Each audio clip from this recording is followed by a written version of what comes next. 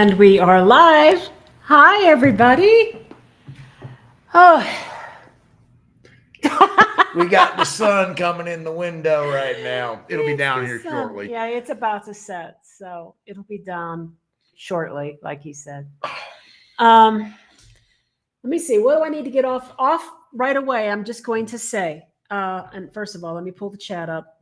I know I got to pull the chat up. Just give me a minute here.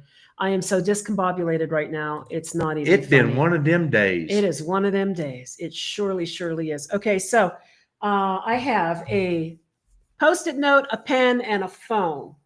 I'm on call. So there may be a chance that I may have to leave the live stream and Mark will have to just run the boat.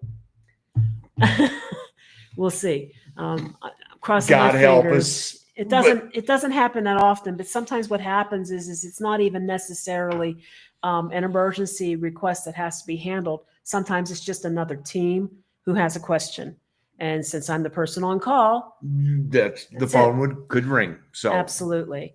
Okay, so hey, right? Big announcement. Where is the meet and greet? I thought long and hard about this today. I'm not putting the address on this video.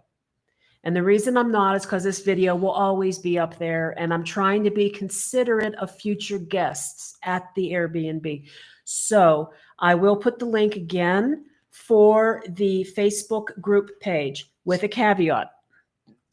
So I'm going to put it just in the chat and then later I'll go out and wipe this comment out of the chat. So that is the event page at Facebook. Now, we do realize that some of you do not have Facebook accounts and don't want them, right? So please, if you want to come to the meet and greet, please go to www.gringosrus.com and you can email us on our contact page and I will send you the address directly through email. And I will put that on here too. Let me put that here, www.gringosrus.com. And then one more housekeeping thing. We got confirmation tonight that Karen from La Karencita and her husband will be there for the meet and greet from 3 to 6 p.m. Yay! So we're very excited about that. Did you have something you wanted to say? Yes. Well, we ought to say hello to everybody. Well, we are. Okay. Of course, we got Annie, Vet, and Arlene, and Lambden, and Stephanie, of which I think we're seeing most of them this coming weekend. Up. I know Cindy's not going to be able to make it. I'm not sure about Lambden. The best is in Mexico. Folks, Lisa has been a subscriber of ours from way back. I think she jumped on right after we did the interview with Ernie. And so she's been around for the entire thing. They just got moved to Puerto Vallarta. Thumbs up on that. They're going to be there. And they have their own YouTube channel they just launched. Yeah, I mean, and I haven't had a chance to see it yet, but I heard Mark listening to it. Yep. It's called The Besses in Mexico. You can see them over there. And want all y'all to help support because Lisa has been here from around since the beginning and has answered a lot of questions for a lot of y'all. So anything we can do to help. And there you go. The there best it is in Mexico. Best is in Mexico. And Lisa and Terry, since you guys now have a YouTube channel, reach out to us and we'll give you the schedule. And if you guys are going to be in San Miguel on Friday night, y'all can come over and hobnob and swap ideas with the other creators. So yeah, that sounds like a good idea. It's a perfect opportunity in a relaxed setting to go. How'd you do this? How'd you do that? Why did you do this? Why did you not do that? Yep. What worked? What failed? We got a lot of those. As does everybody. That's just the way it goes. So just reach out to us through the contact thing and we'll give you the schedule. So again, I put the address on a brand new post on the Facebook event page.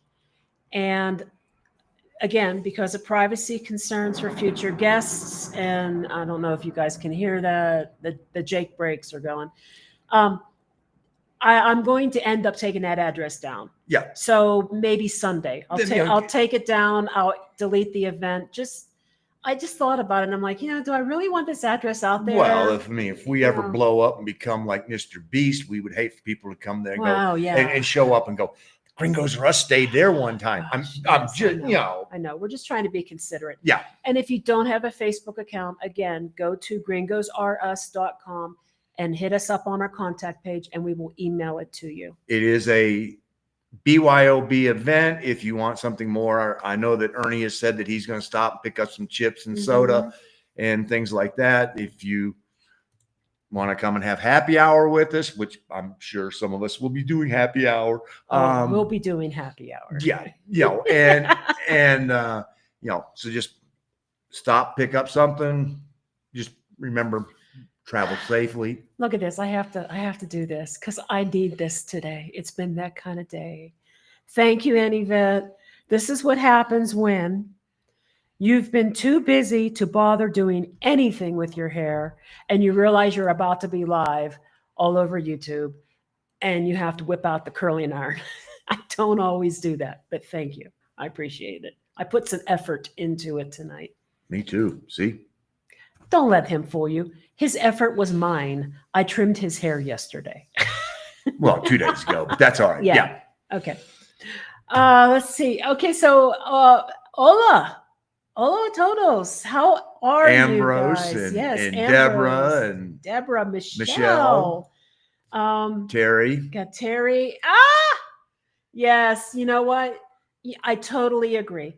I have been watching La Karencita, oh gosh, before we even came to Mexico. So Oh no, that was one of her very beginning. Yeah, let's pay attention to what's happening down here. At least 3 years. Yeah, I'd say at least 3 years. And then just to give you guys an idea, to compound the day, she's been trying to get in touch with Karencita. Karen's been wanting to be involved in this, expressed an interest from the very beginning. Yeah. And for some reason, anytime Gina sends her anything, it was getting kicked into Never Land. And the server would not accept any email from our account or my account. But anyway, it doesn't matter. It's resolved. She's on board. I've been able to give her the update, the times, and she's going to be there. So honest to goodness, I'm very happy to hear that. So let's talk about who's going to be there. Number one, we got La Karencita. We have Truly Remarkable Life. We've got Ernie, Retired Life in Mexico, No Bull. We've got us and Two Travelers in Mexico. Two Travelers in Mexico, Mark and Paulette from San Luis Potosí. Yep. That is a lineup that's going to be at the meet and greet. We also probably, I know that we are going to have collaborative opportunities with Indian Mom in Mexico. So she'll be there, but she's not going to be able to do the meet and greet. But there you go. That's the whole thing. So awesome. Yes, Cindy, I agree. I agree. And you know what? They have had a whirlwind of activity over the last couple of years, from being in Querétaro, leaving Querétaro, going to Colombia, and coming back, going back to her house and refurbing it. I mean, it's just, I've been wanting to meet Karen for a long time. So this is very cool.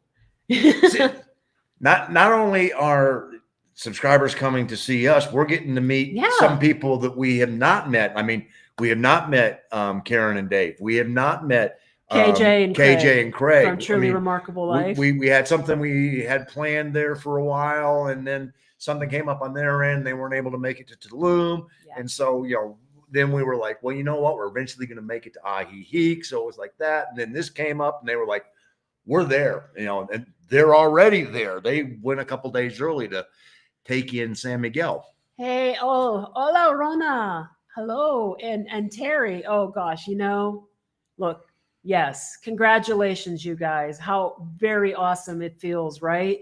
Like just a thrill to finally be in Mexico and realize all the hard work that you put into getting here, right? It just sort of is like, yes, thank you. Yes. And let's see. That sounds good. We come on Friday. That's when we're Excellent. getting there. Excellent. We will connect with you. We'll make sure the address is the same. All that. Yeah, but just send us the email. Then that way, what we can do is we can swap the WhatsApp numbers and all of that. We will add you to the WhatsApp group. Right, We have a WhatsApp group that is just reserved only for the creators, so we can coordinate with each other. So we will add you to that. Yep. For sure. Yes. I think it's awesome. Thank you, Lambden, for that. I think it's awesome that they've got their channel up and going. I really have been looking forward to watching it. I've just been so busy, guys. I didn't even get the thumbnail out for this until 2 hours before it started. That's just kind of. No, I came home getting the car washed, and she was here, there. Then I've got to do this. I got to do this. And I was just like, I'm making cookies. I got sourdough fermenting in the refrigerator. I'm on call. I'm not done with the video yet that I want to get out this weekend that didn't come out last weekend. It's just like that. This is what happens when you work full time again and you try to do YouTube at the same time. So, and hello, Anna. Hola, I am working online tonight, so I cannot join you. Thank you for the video about the attempted carjacking, eye-opening. Thank you, Anna. If you're still here, let me just say, I think this is a good time to reiterate to everyone that our intention was never to say that Mexico is an unsafe place. No. It just was one of those. Everybody, keep your eyes open, be aware of what's going on, and that doesn't mean just here in Mexico. Oh, no. I mean, what was very impressive about that video was the driving skills and the quick reaction time of the man in the white car. The details basically was that his mom and dad were in that car with him. Now, they might have been telling him to back up. It doesn't matter. The point is he reacted quickly, and he safely got them out of a situation that might have turned out a whole lot worse. It was never an attempt to shine light on crime in Mexico. Nope. We already know what that's really like, right? What the real story of that is. And we already know how bad crime can be in other places. Nudge, nudge, wink, wink, right? So it was never about shining a bad light on Mexico. It was about, look how smart this guy was. This is how you have to think. This is what you need to do. And he kept us calm, Mm-hmm. didn't panic. And that's the whole thing is you have a plan and go, as stressful as this is, because I'm seeing two guys get out of a car with guns, I'm getting the hell out of here. Yeah. And instead of doing the, oh my shit, God, what now? And panicking Right. and giving them time, he instantly went, we're out of here. And so Yeah. that was the emphasis. And I know we really didn't get a lot of heat on that one.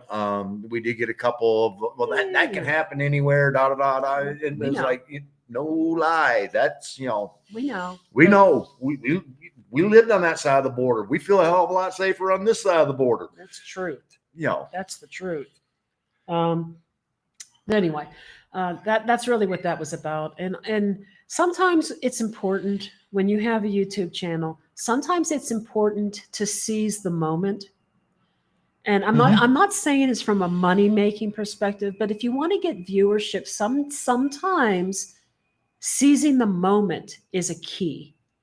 If there's something going on in the news and it's relevant to what your channel is about or what you're doing, that's the time to do it. if it's got a relevancy, don't hesitate. Yeah. So I wasn't even going to drop a video this last weekend. And then I saw that video and I'm like, oh my gosh, Mark, could you do that if you had to do that? And he's like, oh yeah.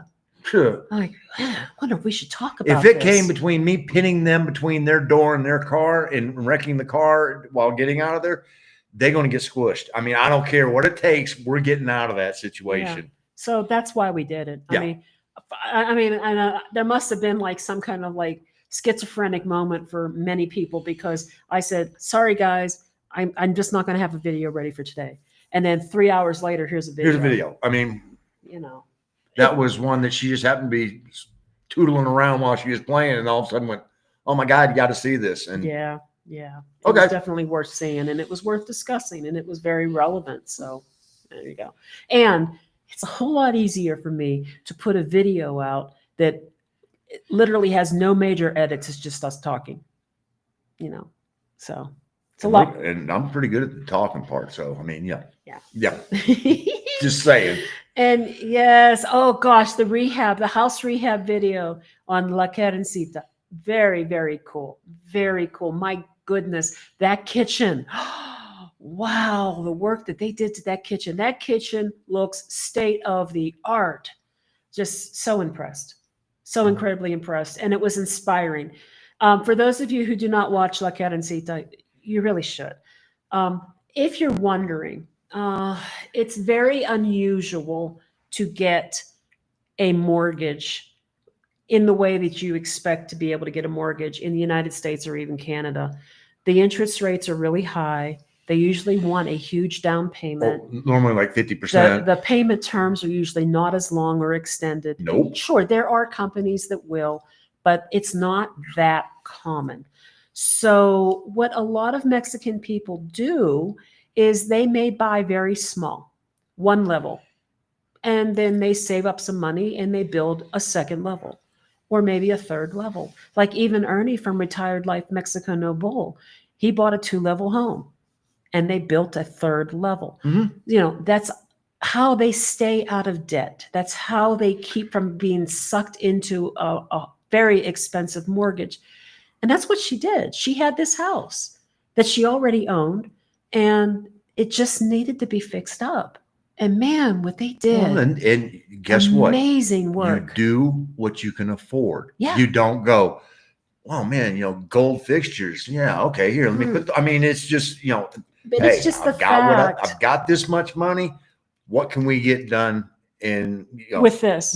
and progress it? And you know what? If we run out of money for a while, okay, we stop. Exactly. And then, we built up a little more. Now let's do this part of it. So yeah. So the it's work, really smart. the if you work think that about they it. did. I mean, can you even imagine the amount of money they really have saved themselves in a long time? Ooh. People can be house poor, or you just build what you can afford to build, and when you have more money, you add on later.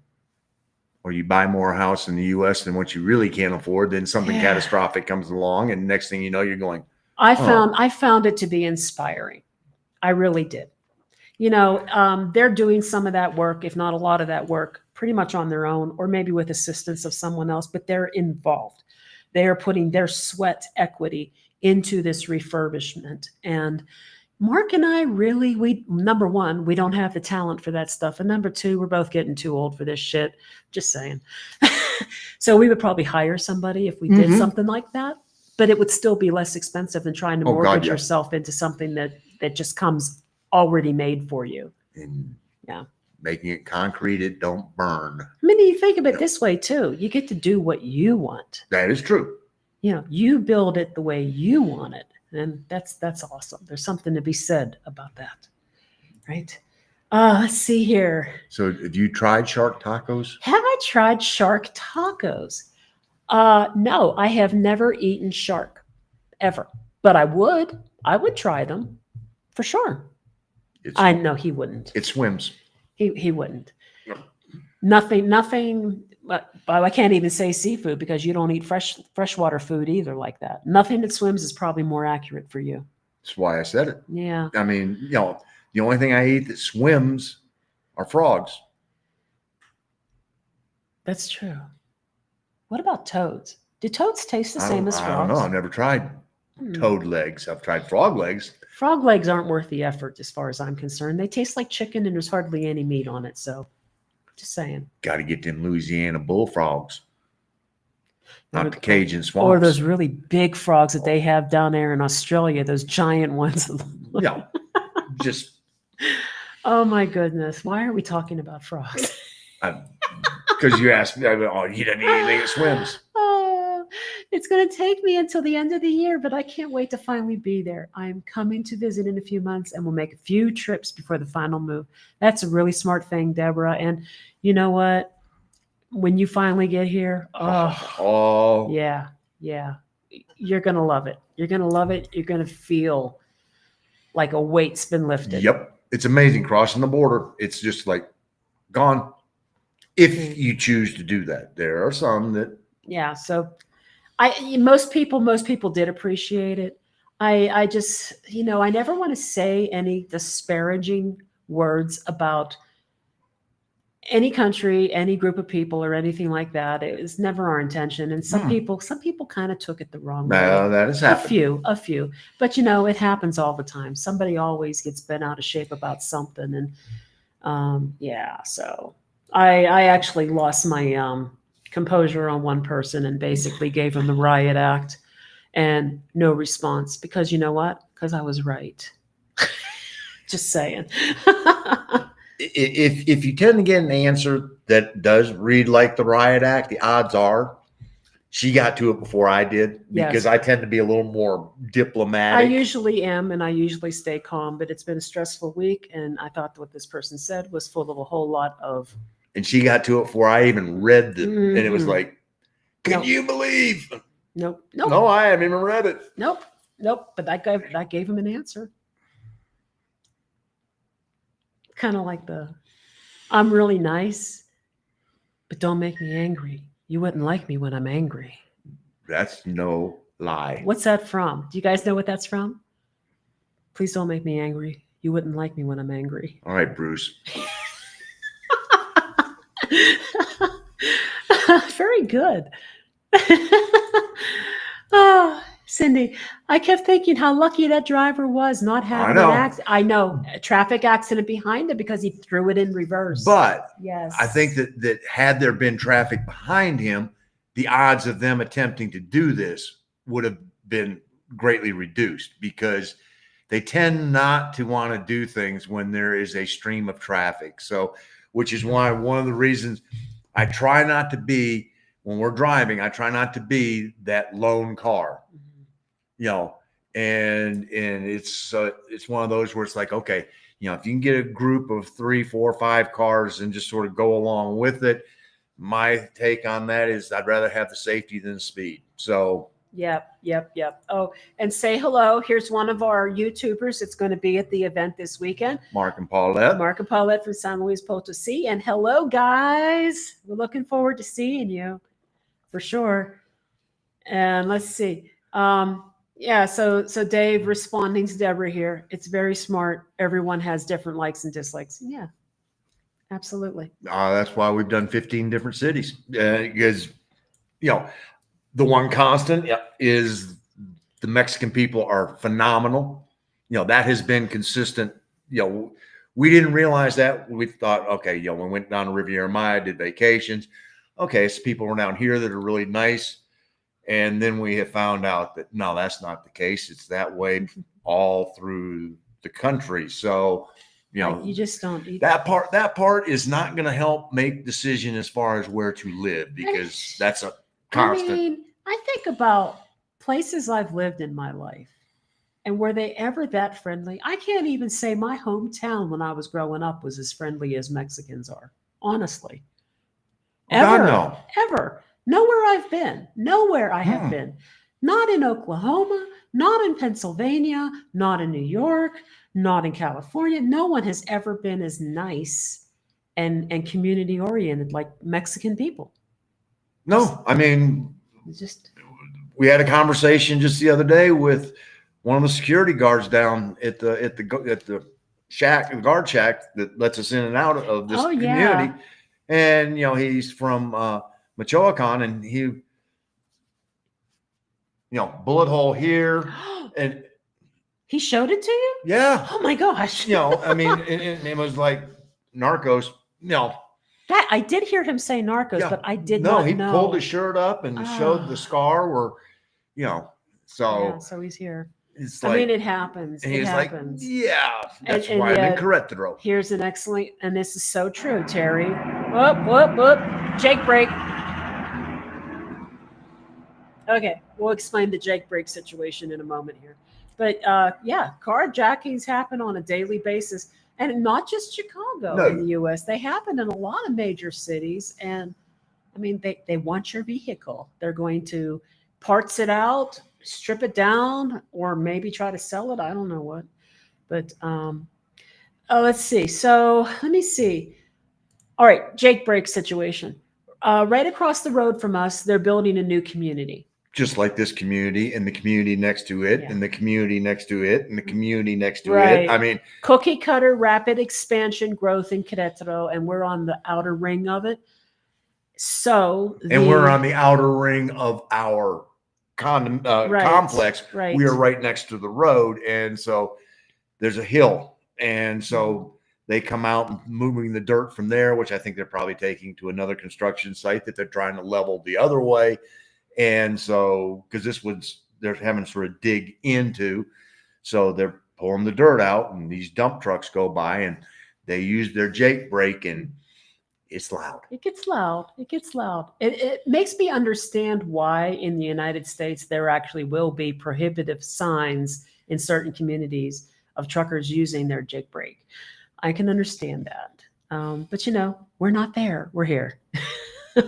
The only time it really bothers me is when I'm sitting out there doing my Spanish class, and it's not I just have to turn the audio off. And it's not like they do it all day. I mean, they do it during work hours when they're at the construction site. Yeah, I mean, it doesn't start till about 8 o'clock in the morning, and it'll go till about 7 o'clock at night. And yeah, otherwise it's quiet Yep. here, right? Let me see here. Lambden, to me, the carjacking attempt video accomplished what you intended. I've watched all your videos. You've always been respectful to the people of Mexico and traditions and culture. Thank you. That's definitely our intention. You gain nothing by disrespecting people, and especially when you are the guest. And why would we Right? live here? Exactly. I mean, if we didn't love this country and the people in it, why would we be here? So, this is a very good it's a question. good reason why we're not where Right. we were. Have you both pinned a final location where you want to live? No, we're only halfway through the trip. Well, a little In more than halfway. theory. We've only got 5 more new places to go to. No, I know, but we're two and a half years in, and we have slowed down the rate of travel. Oh, yeah. So we do have 5 more places to visit that are new to us. This place and the place that follows are not new. We just wanted to get a little longer period to, one, gather our wits and just have a break, and 2, to experience a different neighborhood, check it out a little longer because it's high on the list in general. But then we do have 5 additional places after that. Because I mean, the return visit to SLP, because the first one was only a month, and half of that month was spent dealing with that computer crisis, and I know. it was just so. It's a crisis of my own doing. So Lesson learned. I mean, that was I know. again. It was another one of those. How would we have known that was going to be a problem until we dealt with it? And look, I'm glistening. $5,000 later, we were like, "Oh, don't try and ship a computer in. That's not going to happen." I have too much highlighter on. Anyway. Hey, okay, so see, perfect. Yes. Do what you can with what you have. Yep. Go step by step. This truly is The- like the Mexican way. And the intelligent way. It really is, because you're not sinking yourself in debt. There are people in the United States that they basically just live in debt their entire life, because that's the way the economy runs there. Wow. Oh, here's a car loan. Oh, here's your mortgage. Oh, here's a student loan. Oh, here's some credit cards because you can't afford to pay for anything else because you got all these loans. It's kind of like that. You're always in debt. And the other thing is the mentality. I mean, the people here, they're not jealous of what the people have down the street and go, "Oh, they just bought a brand new car, I've got to go get one." That's the thing that separates this country. And one of the things that we love about it is the fact they are happy. They take their life the way it is. They try to make it better, and they smile and enjoy the journey of making it better. But they don't go, "Oh, I'm going to now spend the rest of my life being like the Gonzaleses down the street because they've got all of this." No, you know what? Good for the Gonzaleses. we have our health, we have our family, and that's the part that is rubbing off on us. It's just going, yeah. Your quality of life in the long run is so much more improved when you're not chasing after the things that you think you need. And you use for a couple of weeks, then it gets put in a cupboard, or it gets put in the garage, or it gets put in the attic. And one of the things of moving here, the things that we went through, and we went, oh, I remember when we bought this. I haven't seen it since. We took it out of the box, used it a couple times, and that never happens. Oh gosh. So this is great, Stephanie. This is awesome. You have 2 houses that you've been building over the past few years with no mortgage. That's unheard of in the United States. That's amazing. How free you must feel knowing that they're paid for. They're yours. That's incredible. So congratulations to you. That's very good. And great. Cows will swim if you throw them in the water. Yes, they will. Yes, they will. And so will cats, by the way. Cats, and they ain't gonna like you, but they don't like it, but they can swim. Amazing what self-preservation will do. Yeah, so many beautiful places in Mexico. I can't make up my mind where I want to settle first. I'm up in age and I don't want to be moving around a lot. And if you aren't carrying a whole lot with you, you can do 6 months at a time in places. Do the slowest of slow travel so that it's not stressful. Hop on a bus, go to the next place, that kind of thing, and see what you like. Maybe you like the temperature somewhere better than somewhere else. Maybe you like, the beach more than the mountains. Maybe you like the humidity better than the dryness. You've got so many options. Nothing wrong with exploring them. No. Maybe don't do it the way we've been doing it because it is wearing us down. Yeah, I just fixed to say that. We're doing it in a whirlwind fashion, and part of that was for the YouTube experience of going, hey, we got this going on, boom, boom, boom, boom, boom, and it didn't really take fully into consideration how much of an effect it was going to have on us as we have aged. But the other part of that, though, is we have really gotten to experience so much of this country. Could we have ever imagined when we were vacationing in Riviera Maya and resorts and stuff, what we have experienced, what it's been like? No. We would not have seen Sumidero Canyon. We would not have seen Day of the Dead in Oaxaca. I'm just thinking of all the things that we've experienced. The pristine beaches of Huatulco. Yes. I mean, it has enriched our lives. And I don't think you can put a price on that. The forests of San Cristobal de las Casas. Yes. I mean, it's just there's such a diversified and everything else, and it's one of those where if you were to go, well, which one would you choose right now? It's tough. I mean, and we're going to add 5 more players to the list. It's not an easy decision. No. And of course, and we're going to be honest about this too. We never took into consideration the friendships and new types of family that we were going to encounter. Because you couldn't. We couldn't have grasped the fact that this was going to occur. I mean, the fact that an entire family adopts us in Veracruz, the fact that we have got friends that we made in Querétaro that are like family to us today. The fact that we've got friends in San Luis Potosí, same thing. It's like we were never expecting. And churros. We weren't expecting those connections. And those connections will also heavily influence where we decide to stay. Every place we've gone, we've made friends. Mm-hmm. And every place we've gone, they've asked us to stay.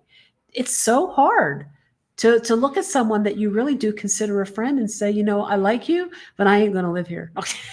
And a lot of it is going to totally come down to infrastructure and a lot of things about as we age, how is the city going to age for me? With us. Yeah, Yes. I Like, mean- how are we going to adapt as we get older? I mean, it's the one thing, much as I enjoyed San Miguel de Allende, I'm going, do I want to be 75 years old trying to navigate those narrow sidewalks up those steep hills, and the sidewalks are made of cobblestone?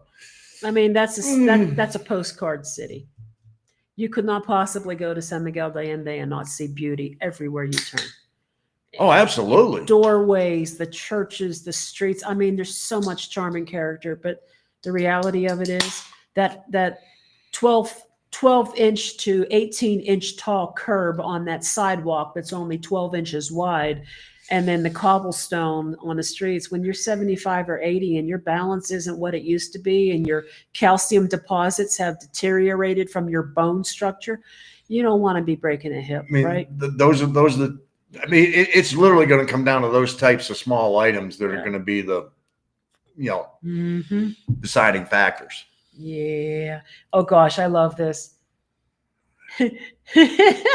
Well, there you go. You won the internet today. You have won the internet. Sharks eat people. It's only fair to eat shark tacos. I love it. I will. If I get the opportunity, I will certainly eat them. I've only drawn the line at one type of taco so far, and that's tripe. I will not eat tripa. I won't eat it. I'm sorry. No. I was a meat wrapper in a grocery store in a past life. I have smelled enough tripe to know I never want that in my mouth. Just saying.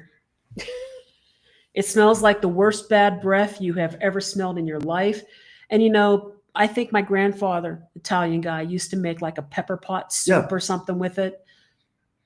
Well, that is one of the ingredients of pepper pot soup. No. And what's interesting was the very first field trip that we took outside when we first got here, and we went to Amialco and we found the Mercado, and we're walking through the Mercado, and we're just sort of, we're two deer in a headlight. I mean, it was our first Mercado. It was our first Mercado. And then we sort of work our way through all the vegetables and the flowers and this and that, and hit the carniceria row, and it was tripe after tripe after tripe. Oh, and they were teasing me so bad. And they were like, come on, tripe? have some. Tripe? No. Come on, no, it's good. It's good. No. No. Not happening. No, I won't eat it. It's so weird that, I will eat chicatanas. I will eat chapulines. I will try. I have yet to have it yet, but I'll do the escamoles. I have eaten tongue, so lengua, but I will not do tripa. No. See, Deltron knew who you were talking about. There you go. Yes, that's right. You wouldn't like me when I'm angry. And you wouldn't.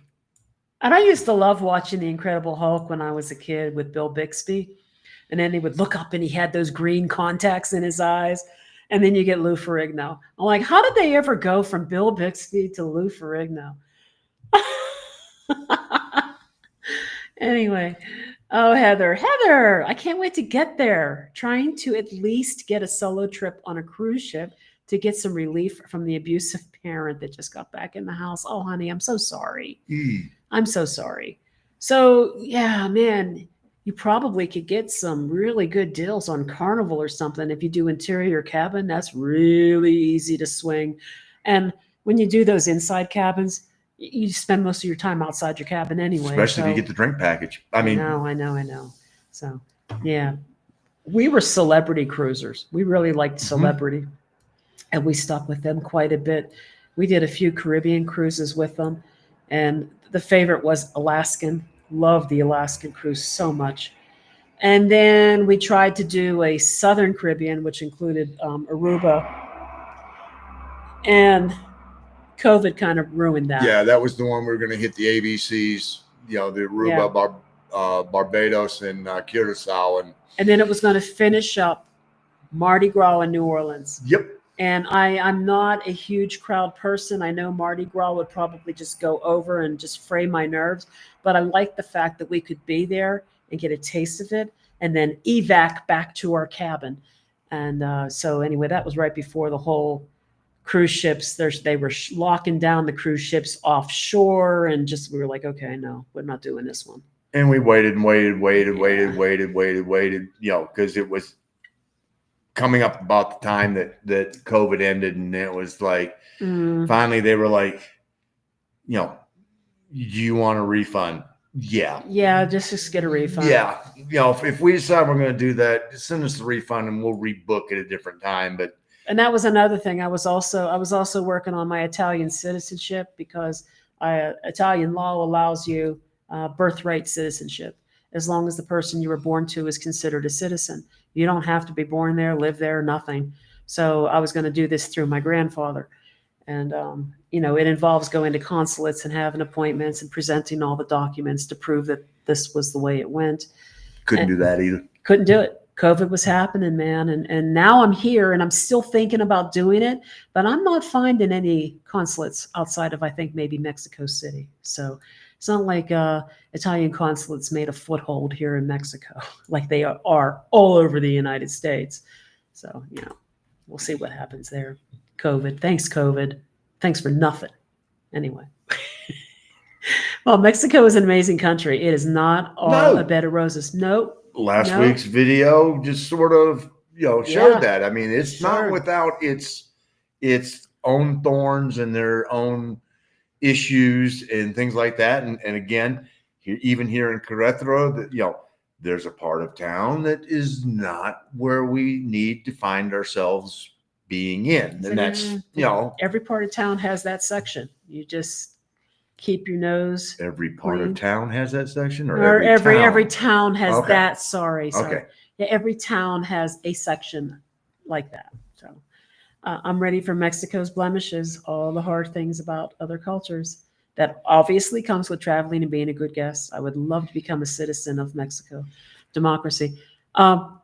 Citizenship is definitely possible. From what I understand, though, you would have to take a Mexican history and culture examination, which is supposedly very difficult to pass, even for a citizen. Mm-hmm. And you would have to be pretty fluent functionally in Spanish. Because it's going to be in Spanish. I mean, and Ernie's father-in-law, who is I think if I remember right, an economics professor. He's a professor of something, yeah. And, Ernie gave him one of the sample tests, and it was like, I couldn't pass that. I couldn't pass this, and it's like, okay. It's difficult. Now, Ernie's considered citizenship himself, but he's waiting because after a certain age, 60, you don't have to take the exam, but you still need to speak enough Spanish to get through the whole process. But it's definitely worth looking into. Although one of the things that Ernie has pointed out, and he's absolutely right, if you have citizenship in Mexico and something were to happen where you needed assistance from the U.S. Embassy, they will be second place because Mexico will say, well, she's a citizen. Mm-hmm. She's a Mexican citizen, so we get to deal with it first. And quite honestly, the U.S. Embassy is going, not our problem. You're a Mexican citizen. Mm-hmm. So, Yep. You're now dealing with your own country. So Hulk TV show with Bill Bixby. I love that show so much. Oh gosh. I used to love Bill Bixby. So I was just like, I had such a thing for him. I thought it was better than The Magician. Just my favorite show by him, he used to host. I wish I could remember the name of the show, but it was on PBS. And they would show classic novels reenacted. So things like Heidi and stuff. And I don't mean Shirley Temple and stuff. No, this was definitely a PBS production. And he hosted it. So he would come in and do the intro. And then you would watch the show. And my favorite Martian. Oh, yeah, that's right. With Mr. Hand. What about what else was he in that I'm thinking of right now? The affair of Eddie's courtship of Eddie's father. Yes. Eddie. You're my best friend, Mr. Corbett. Yeah. So, Bill Bixby. I really liked him. Heather, have you had any problems with malaria or parasites? No, Heather, nothing with malaria, and nothing with any blood-borne illnesses that are carried by mosquitoes. So we haven't had an issue with dengue. I'm trying to think of some of the other ones that are around. But basically, as far as the mosquitoes go, there are different types of mosquitoes that carry different types of parasites. And the dengue mosquito is a type of mosquito that is found during the day. Then there's mosquitoes that are more like a twilight to evening type mosquito or a very, very early morning mosquito, and they're not predominant during the day. So it's like basically, look, you need anti-mosquito repellent all day long to avoid all the mosquitoes if you can. Then there's that damn mosquito that when you're in bed wants to just buzz in your ear all night long, and then gone. But I will share. Now, here's the thing with malaria. I'm trying to remember. I used to work in a lab, and I'm trying to remember. I don't want to give you the wrong information. I do believe once you have malaria, you probably are always susceptible to potentially having malaria. The parasites, we take the anti-parasitic every 6 months. That's a different type of parasite, though. Okay, so malaria is bad. How do you know that's a different type of parasite than what you said on there? I'm thinking as a laboratory person. I'm answering the other part of the question while you were. Malaria, there's actually 5 types of malaria, if I'm remembering correctly. Some and I don't know which 1 or 2 are predominantly found in the Mexico region. And then you've got dengue, which is actually even worse to have.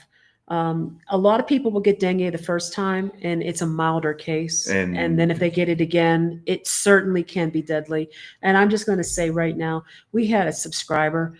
It was really sad to learn that this subscriber passed away as a complication of previously getting dengue. Yeah. And I will just kind of say she had a condition that's called hemorrhagic cystitis, bladder cystitis. And so basically what happened is she had this for a long time, and she would control it with diet. Well, when she got dengue, it threw everything out of whack. And then the medications to treat her for dengue just added to that. And so what basically ended up happening is she hemorrhaged to death. And it was a long, slow hemorrhage. And eventually her organs shut down and she passed away. That was just last month. And she was sick about a month prior. At least. To that. She was giving us, because when we were in Oaxaca, she was preaching, watch out for the dengue. Yes. And then that was October. So that was three months ago. She was like, no, just be careful of the dengue. Don't discount it. And they don't in Oaxaca. I mean, that was where they actually came and checked the property for any standing water, because they were going to treat it with a larvicide so that there was not going to be any. They put larvicide in our tinacos. Yep. So they're very serious about the treatment of the basically the mosquito population. Yep. Because that's the carrier. As far as parasites, so food parasites, let's talk about that real quick. Parasites can come from undercooked meat, and parasites can also come from things like street dogs. And there's a lot of street dogs. You pet the street dogs, maybe you forget to wash your hands or something. It can happen. Parasites can come from just the environment. I didn't post this at the time because I didn't want anybody freaking out about it. But when I was taking care of the kittens that we had that had been abandoned by their mother, and I was nursing them with a bottle, one of the kittens got ringworm. I got ringworm. Ringworm is not a worm. It's a fungus. And they call it ringworm because as the fungus grows, the patch that's on you gets bigger and wider with a crusty ring around the edge of it. And I had spots all over my chest, all over my neck, a couple on an arm, one on a leg, one on my back. It was from this kitten. And I was getting the kitten treated, and I was taking an oral antifungal medication that I knew would work that typically in the United States you need to get a prescription for, but you don't here. And I was doing everything I could to get rid of it. Ringworm, because it's a fungus, it takes about 4 to 6 weeks for it to go away.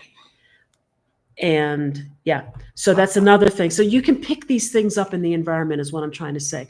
Now, another reason that people might get sick and they think it's parasites is just food poisoning.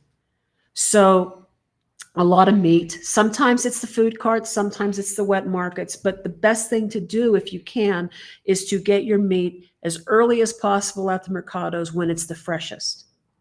Because as the day goes on, it's getting, contaminated and it's getting age on it. And it only takes a little bit of bacteria, some salmonella, shigella, E. coli, things like that can make you very sick.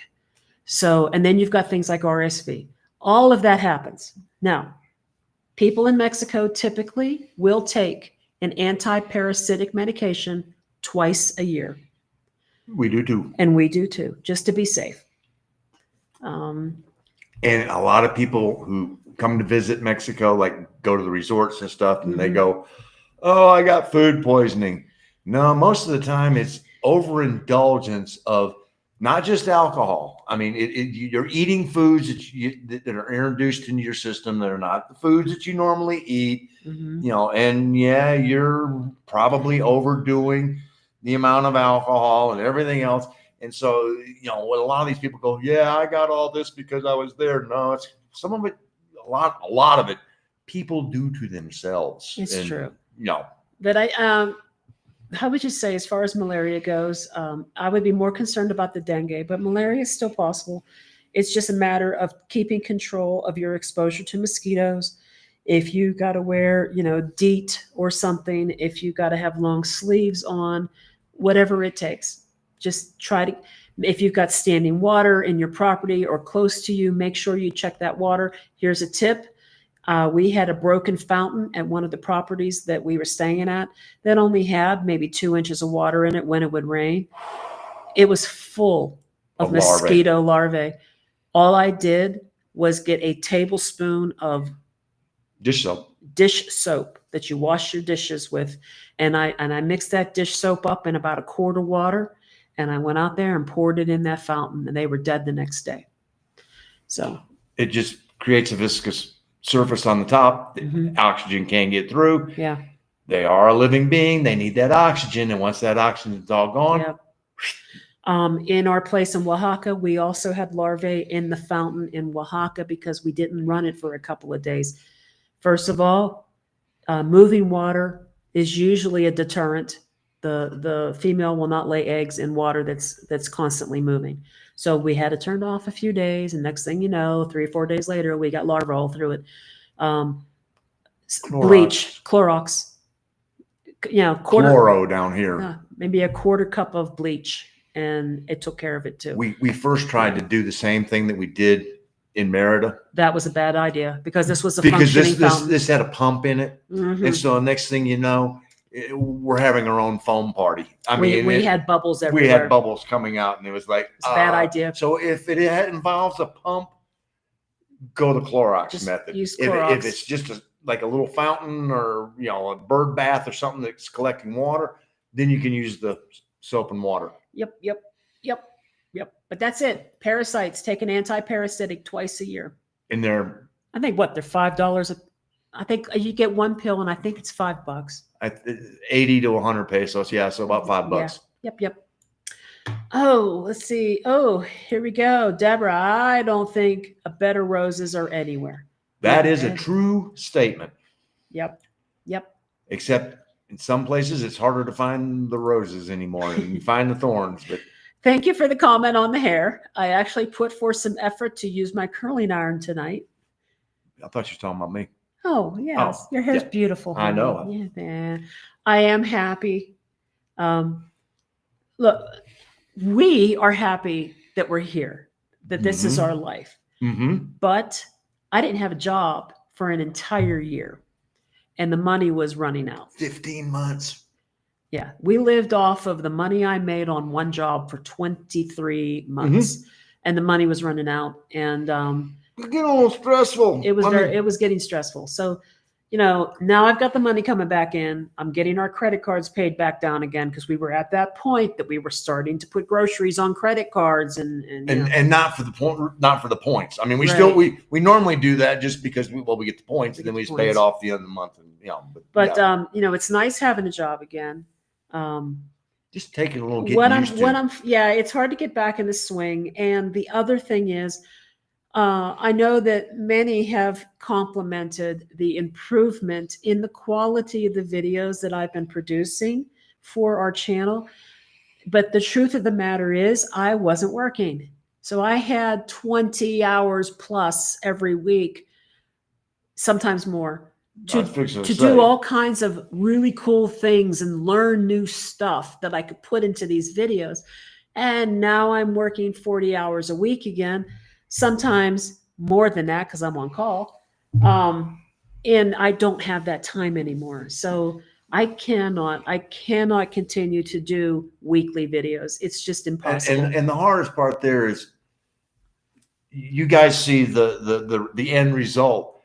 Well, every time she raises the bar and it gets a little better, she won't settle for being underneath that. Oh, hell bar. no. I'm like, sorry. Now that it's up to here, I'm not releasing one that's down here. No, the whole point of improving is to do a little bit better every time if you can. And so I made the executive decision that I do not have the time to devote to a weekly video and still put out the quality that I've been striving for. Therefore, I'm shooting now for every other week. And I'm thinking, it depends on how this rolls. It's either going to be the same week we do our lives, or maybe I'll alternate. Well, either way, it's either going to be the Saturday before or the Saturday after. Yeah, I know. It's going to be like that. That's how it has to be, because I want the quality to still be there, but I just don't have enough hours in the day.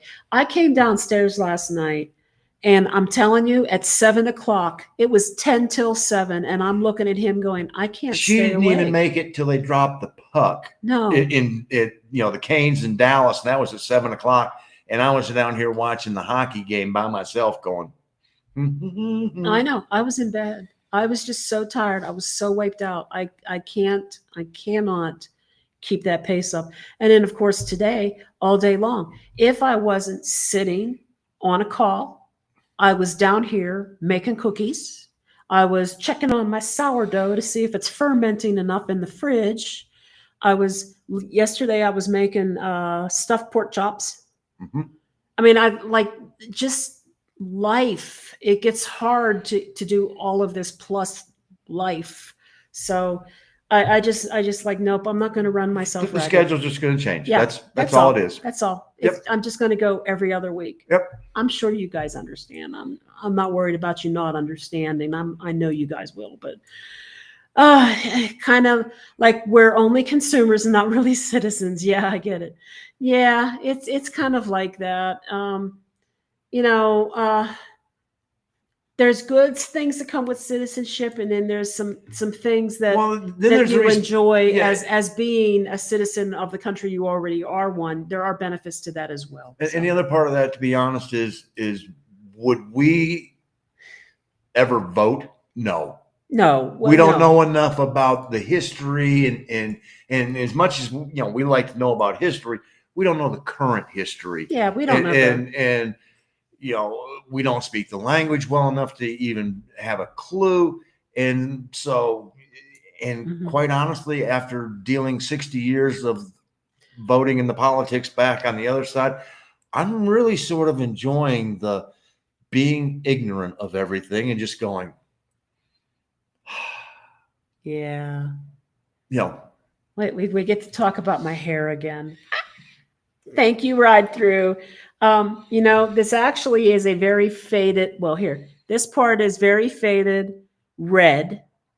My roots are all showing. They're kind of brownish. This used to be purple. Some of it still is. I've been neglecting myself lately, and I need to go get a haircut. So. This used to be all dark brown. Then 3 daughters later, that'll change it real It'll quick. do it. Yes. Mark and Paulette from Two Travelers in Mexico. Absolutely. There is a climate here for everyone. Hot, cold, humid, dry. You know, it's whatever you want. You want beach, you want mountain, it's here. You know, Yeah. we complained about the heat in Huatuco, and now I get up in the morning here and it's like, ooh, it's a bit nippy here in the morning, you know. And Hola, Papa. Y'all will make the best location decision for you. Yeah. Yeah. And that's it. Everybody has what they like. So what might be right for us may not be right for you. So it's always definitely worth coming and investigating on your own. and it's a big country. I mean, that's the thing that, you know, living in the US, we never really took time to look at a map and go, good God, you know, I mean, it's the smallest country in North America, but it just happens to have the US and Canada, which are two of the biggest countries in the world. It's a big country. And trust me, Yeah.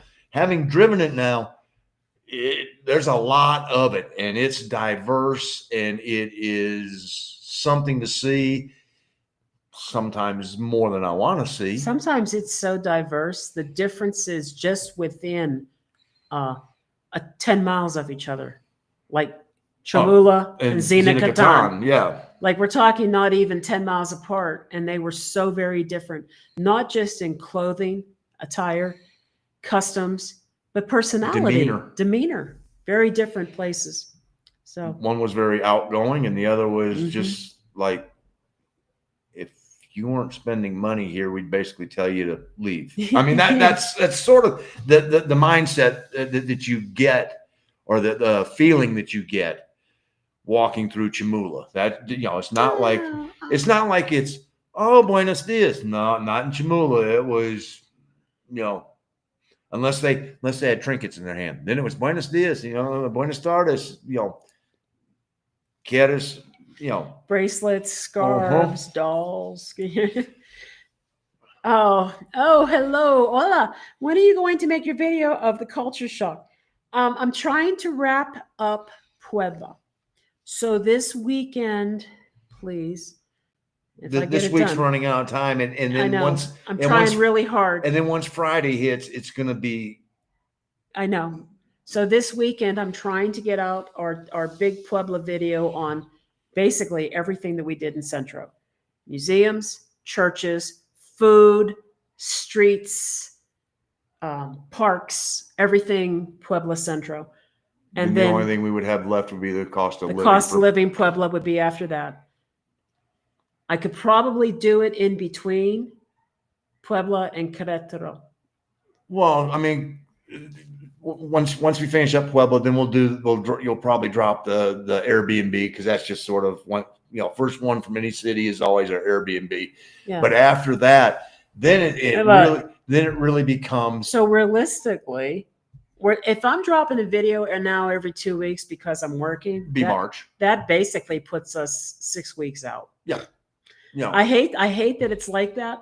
And it's kind of like, if I can squeeze one out a week apart, I will. Well, there's going to be times where culture shock. There's not going to be a whole lot that you're going to be able to show us. It's going to be mostly us talking about. Yeah, you know, those types of videos. Those types of ones are. Those are quick, easy videos because it doesn't have a lot of editing involved. So that's the thing. Anytime there's a video that has a lot of cuts of different scenes, music added, all that stuff, that's just a really long video to assemble. When it's just a quick, we're going to talk about this like we do our lives, that's an easy video to do. So yeah, I mean, my best guess is probably about a month. Because we have a whole series of them of ones that we want to do, because we were worried. Well, you're going to be here, you know, 6-7 months. What are we going to talk about? And it's a city we've already been to. What are we going to talk about? You know, and you guys don't want to see all that. Oh, please do not get too weird on this. So I don't mind us answering this question. I'm going to be honest about it. And so Polly and Elva, What do you think about Trump becoming president? I'm going to give my take on it. I don't trust any politician. Well, they've all proven that they're not I'm worthy of just being going to say, trusted. and this has nothing to do with Democrat, Republican, none of it. No, they all have proven. My opinion, senators, representatives, all of them. And I would love for somebody to prove to me otherwise if they could. I'll listen if you can. They may not be rich when they go in office, but they damn sure are when they come out. They go in there and they make a ton of money, and they're not making that money because of the office they hold. Nope. There's a salary to the office they hold, and it ain't that much. Yeah. That makes me not trust them.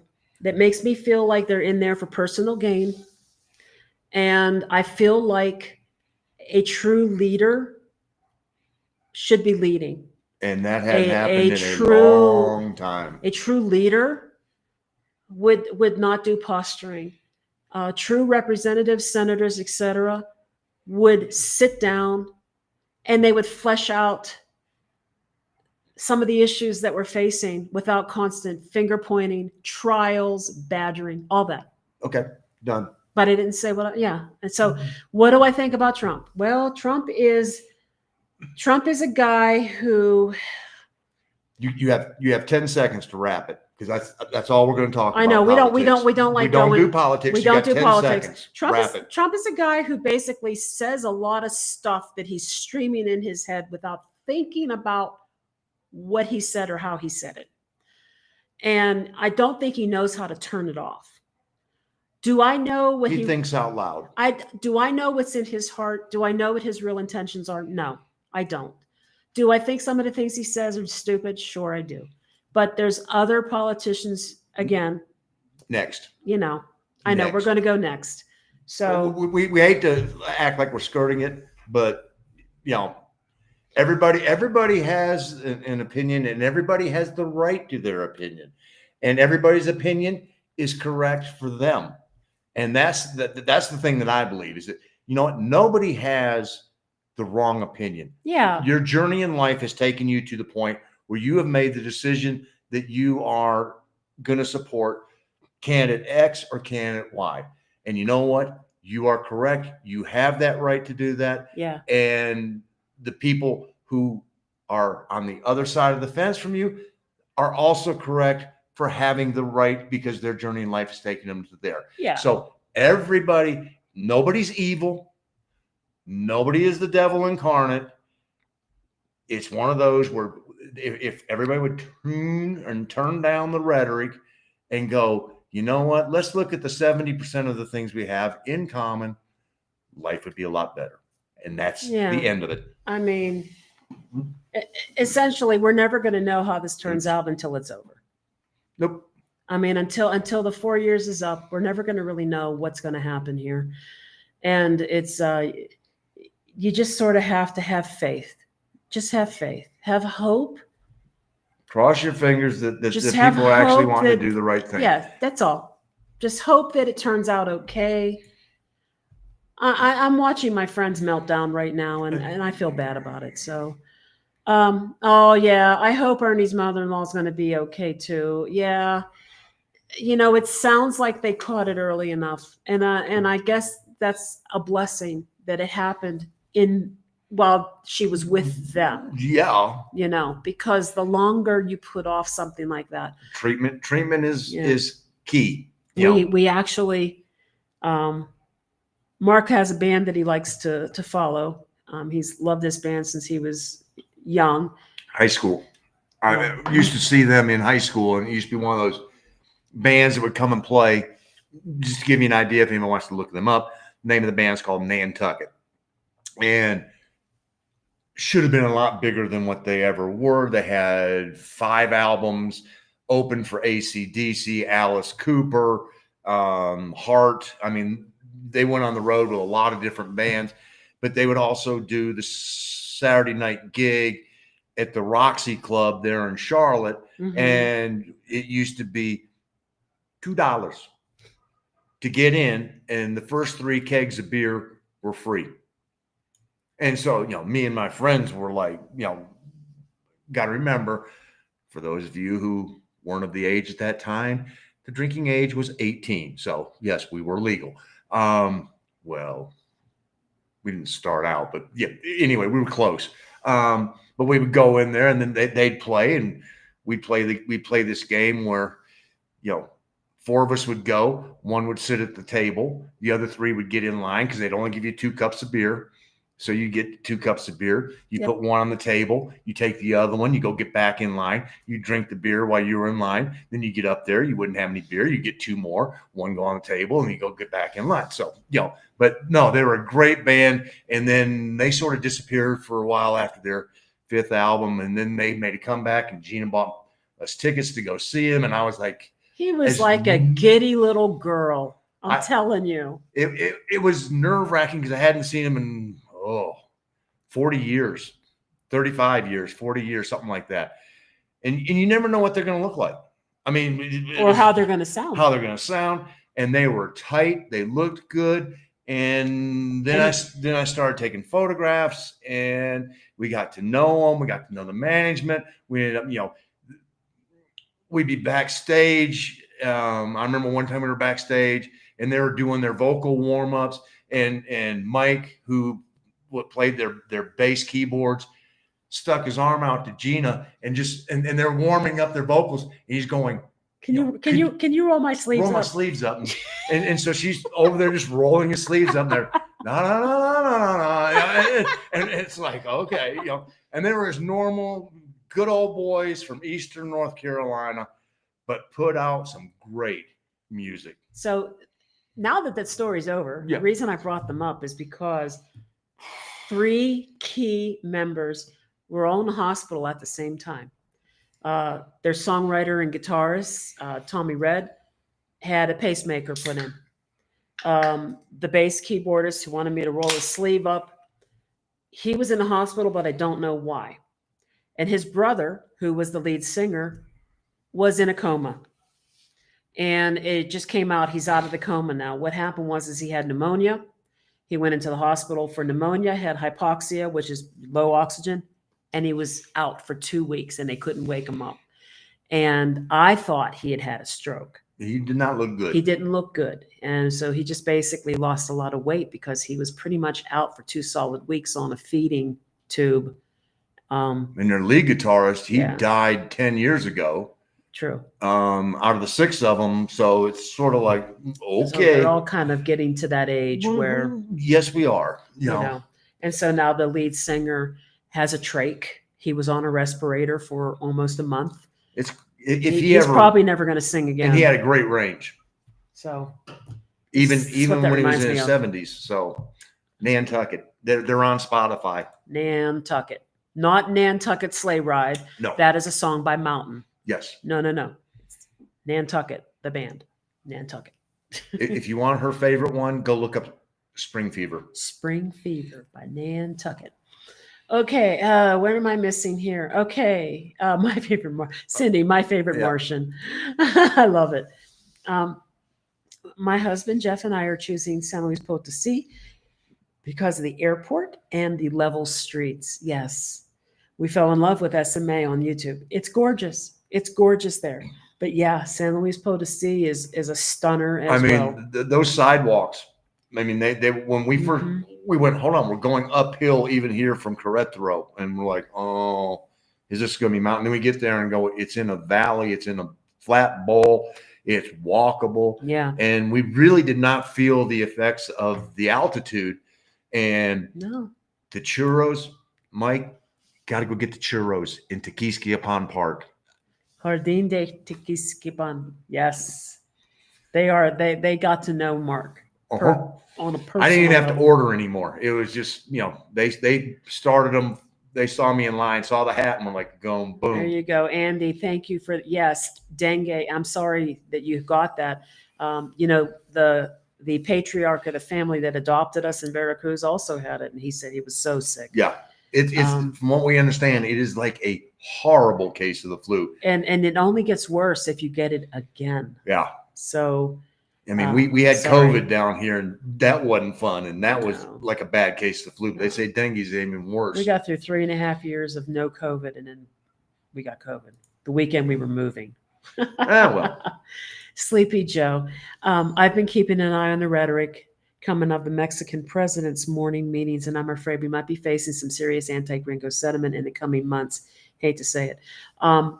You know what, Sleepy Joe? No, I believe what you're saying. And I think this is something that's just being stirred up because of the talks that have been going on between the U.S. and Mexico. And I'm sure that the Mexicans are feeling offended by some of these things. You know, to be fair, Yeah. we have seen, you guys don't see all the comments. we have gotten some doozies. We've gotten some doozies that have Mhm. been, that YouTube has gone, nah, this is not suitable for publication, but we get to see them. And then basically we get to go, do we want to publish this or not? And every once in a while, one of them gets held up for, I don't know, somebody may say the word shit or something. And you know, oh, do you want, okay, that's fine. Yeah, that one's fine. That one's fine. You know, But we have had a few. woo, And we're not the only ones that see them. No. I remember Brighton West from Almost Retired. He was shocked when he found his because he didn't realize they were there. and so when he finally opened it up, he had a whole string of them. Yeah. You know, they went back it for happens. years, and it's like, ooh. Let's just say, you know, I mean, one person was basically enough to say we feel it, but yeah. again, it is very similar to what was on the other side of the border. Yeah. The majority of the people Are very welcoming. Very welcoming and respectful. And an asshole's an asshole, whether it's on the southern side of the border or the northern side of the border. That's right. They're going to be what they're going to be. I mean, you're going to have people, no matter where you go, that will never like you. Remember how our parents and grandparents and stuff would tell us this when we were children? There will always be someone who doesn't like you. Okay. Yep. That's Can't do anything about it. That's life. And you know what? And all you can do is just try to be nice to them. Kill them with kindness. Yep. And we have had some who have sent us some really bad emails, and I have just apologized, gone, I'm sorry that you have encountered, you know, some bad gringos that felt entitled and have left this taste in your mouth, as far as you know, all of us. We're not all that way.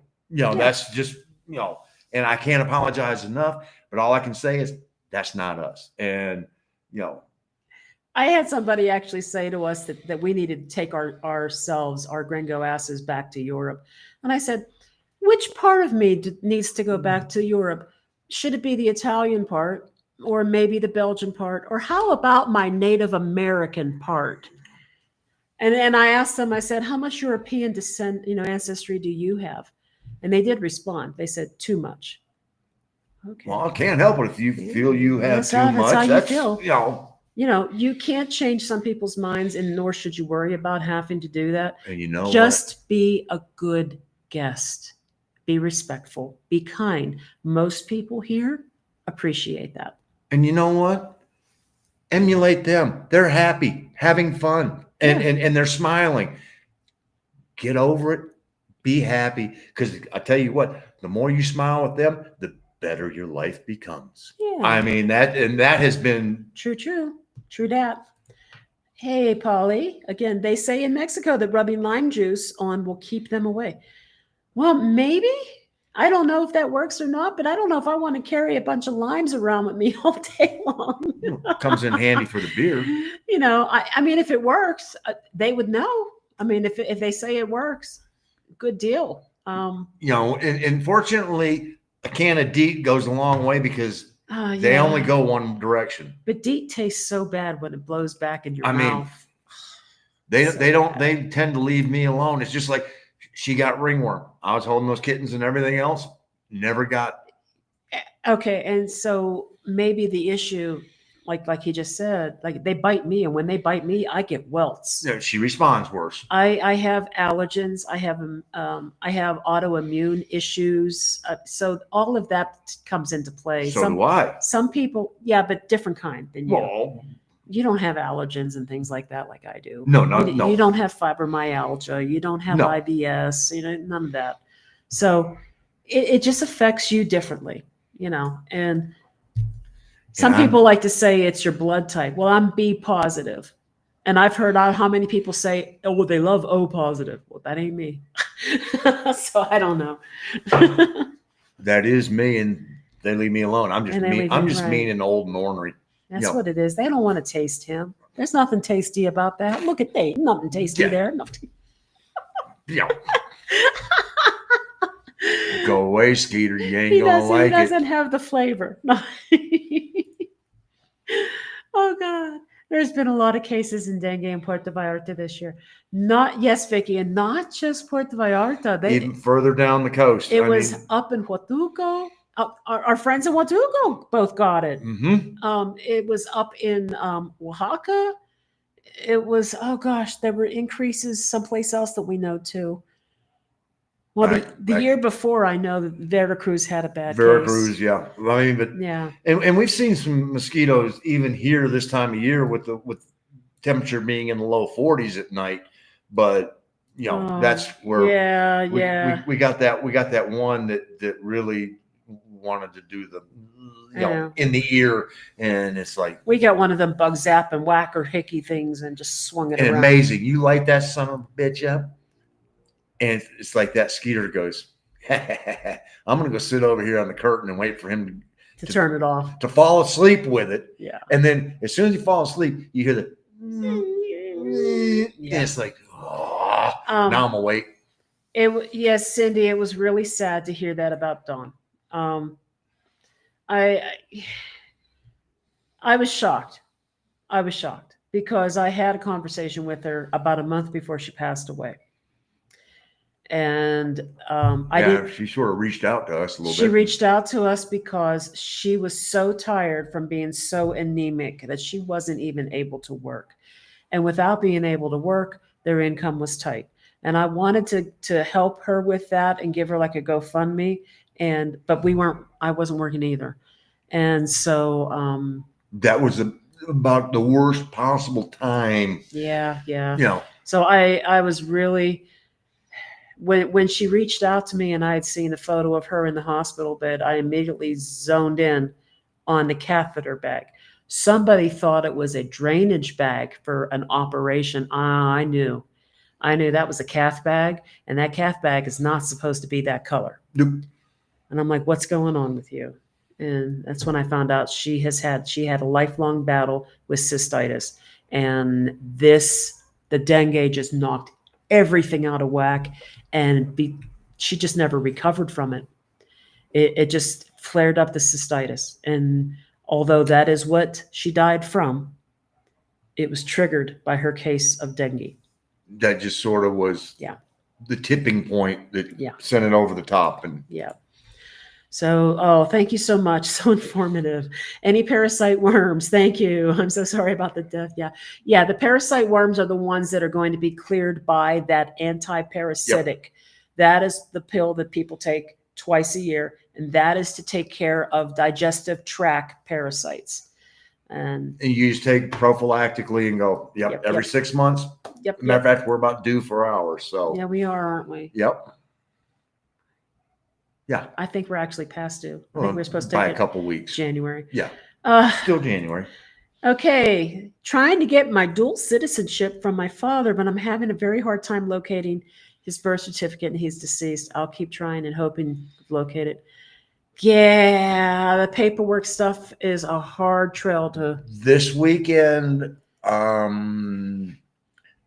you're going to have an opportunity to speak to somebody who has sort of been down the same path. That's true. That you're going, and we have an opportunity to have that discussion of how they. Anivette? How that was traversed and everything else. And don't let us forget. We'll introduce you directly to Anivette. Anivette. Yeah.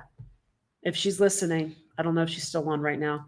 She was on earlier. If she's not, now. She has a glass of wine going right now. Just know. It's happy hour with us. Now that I'm in Puerto Vallarta, I'm hoping I can find some info on my father to help me locate it. Yeah. Ringworm is in US too. Got that when I was a kid. Oh yeah, I've had it a couple of times. Crazy thing is, I'll share this with you because you may not know this. And There's a lot of different types of funguses that can cause ringworm. They are naturally occurring in the environment. Most people will never get them because your immune system is strong enough that, you might dust up against it and then, that's it. But if it's you're constantly being exposed to it, and you might have other underlying issues, yeah, if your immunity is not real good, things like that, you could get it. So one of the ways you can determine what type of ringworm you have is that certain types will fluoresce in a black light. Most often they will be bright green, but they can be other colors. And the more common one that dogs and cats will get is often the kind that will fluoresce. So there was something wrong with this kitten, and the vet came to do a house call, and he took the kitten with him. And in the meantime, I'm thinking this kitten has given me scabies or something. I'm so itchy. It's insane. I'm asking him, what's it look like? What's it look like? And he goes, it looks really angry. And I'm so freaking itchy. It never dawned on me that it was ringworm. It just, because it had been years since I had it. Vet comes back. He shows me pictures he took with his cell phone. This poor kitten is like glowing in the dark. Yep. I'm like, oh, crap. And then I went and I got our black light out, and I'm in a dark room and I'm shining it on my patches. I'm like, oh, crap. And that's how I knew I had to go get the oral antifungal. Putting cream on it 2 or 3 times a day was not going to do it. I was using medicated soap. I had the creams. I had the oral. Yeah, and it's everywhere. It's everywhere. But I thought that was fun. In a way, it's not fun to have it, but I thought it was fun that you can identify exactly what type it is almost by just the fact that it glows in a black light. Looks like a scorpion. Some of them don't glow though, so that's not the only way, but the common ones do. So, we sold our condo in Puerto Vallarta last year and moved here to Zakia. Perfect weather year round. I predict you will end up somewhere in this part of the country. It's just too perfect here. Oh, Mark, we do like it here. We're not going to say we don't. It's high on our list. So, and we lived in Zakia. We really didn't like being there. It might be better now. It might be more developed because we were there 2 years ago. But what I didn't like is that it was so far out from Centro. The proximity. We weren't able to. It wasn't the community or the amenities No. or anything else. It was the proximity to Centro. And the biggest issue then, and it may not be the case now, but it was then, we were new to Mexico and we wanted to experience the Centro. And that was a big on our, we need to get down to Centro. We need to get down to Centro. We need to get down to Centro. And being in Zakia, it was a haul.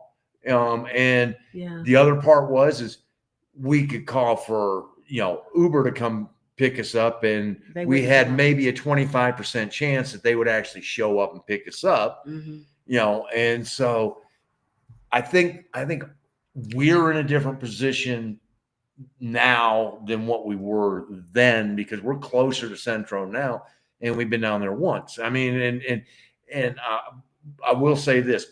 Both of us walking in Centro, we both were like, oh gosh, guys. It was like, yes, it's good to be here. We got into Centro, and I almost didn't want to say it to him. I already said it. I was like, man, it feels so good to be here. It feels so good. It's so familiar. It feels so much like home. And I thought, in my mind, I'm thinking, we could probably stop right now and just stay here. And it would be fine. But then the other part of me is going, yeah, but we made these plans to see these other parts of Mexico, and we would be doing ourselves a disservice to not do that. So we are going to continue. But I can't begin to tell you how it felt in here to be in Centro for the first time in 2 years, and just how perfect it felt. It just felt right. Just saying. I'm not going to argue with that statement. Know. And it was nice. And we had a nice dinner. And with Brighton and his wife. Well, and the other part of that is we were someplace that we actually were able to hit there, and I knew where we were going. Yeah. In Central. I mean, we've been away for 2 years, and it was instantly, oh, you want to go over here? Let's go see over here. Oh, we're going to walk down the art road. And she was like, you remember that? He remembers everything. And I'm like, yeah, this is the art road. We're going to come up over here. Del Sol's going to be over here. The warrior statue is going to be right over here. And it was just like, boom. And it was like, dancer. Oh, yeah. Yeah. No, it was good. It was nice to be there. Yeah. So it felt very comfortable. And so, yeah. Could the anchor have been thrown overboard? Yeah. Which is the reason that we booked the future ones, because it was like, no, we got to keep moving. We're gonna keep to this. We're gonna do what we do said. the schedule. We want to see these other parts. And besides, I can't wait to see, the Baja. I mean, basically, I'm into it. So, I was in retirement for exactly 5 months after my husband passed on, and now I work 40 to 50 hours a week. I am way past retirement now. When I get to Mexico, I will have time to do all the things. Yeah. Yes. And you probably will be able to draw a very nice Social Security check as well, because you're working probably beyond what you needed to. How about some Mark solos like before? He can touch on manly perspectives or talk about the top 3 to 5 questions. Yes, I agree. And Mark could do those if he ever comes up with something interesting. No, I'm just saying no. If I ever if he comes up with something interesting, if he decides to, absolutely, he could sit. He doesn't need my permission to sit and do a video. He just needs to let me know that he's got a video for me to edit. Absolutely, he could do that. And that would make it easy, because when Mark does videos like that, again, it's one shot usually, maybe a couple minor edits if I need to, but they're very easy to put together. And people do appreciate them. I mean, he did one on driving in Mexico the one time. He did one on, the CO2 monitor. What to expect here in Mexico, as far as the on relationship, and then the Tulum airport one. And I can't remember what the other one was. Whatever. I know, but that's true. And somebody mentioned, I just wish I could remember. I'm so sorry if I don't give the credit where it's due. A day in a life video. Well, that got me thinking, how cool would it be to do a day in a life split screen? Here's Mark all day, and here's Gina all day. I don't know. He's not on board with this, because he's like, I'm just going to be sitting around looking at my phone. I'm going to be either on my computer or on my phone having a cigar. But you know what he could be doing? Do you want to watch paint dry? I mean, that's... But you know what he could be doing?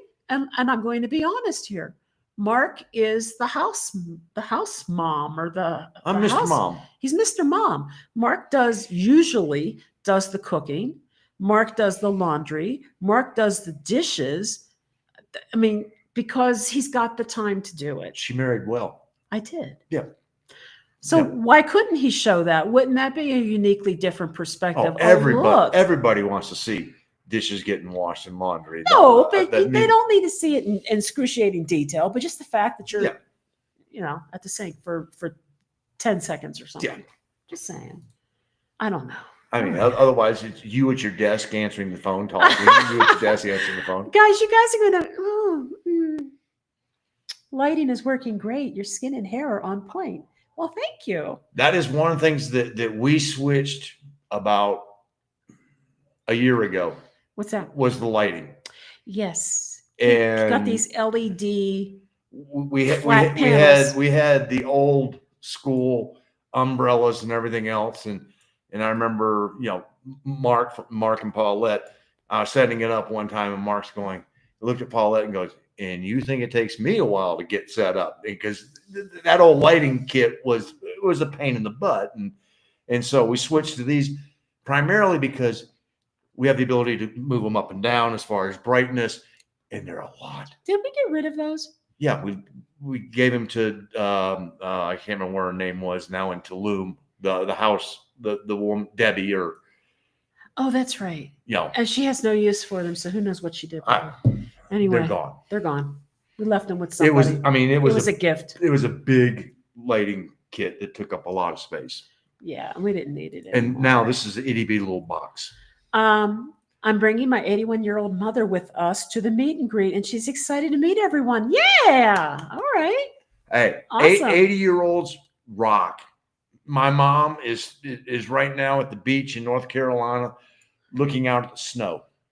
Yeah. You know, and she's like, I can't go walk on the beach now because it's snowing.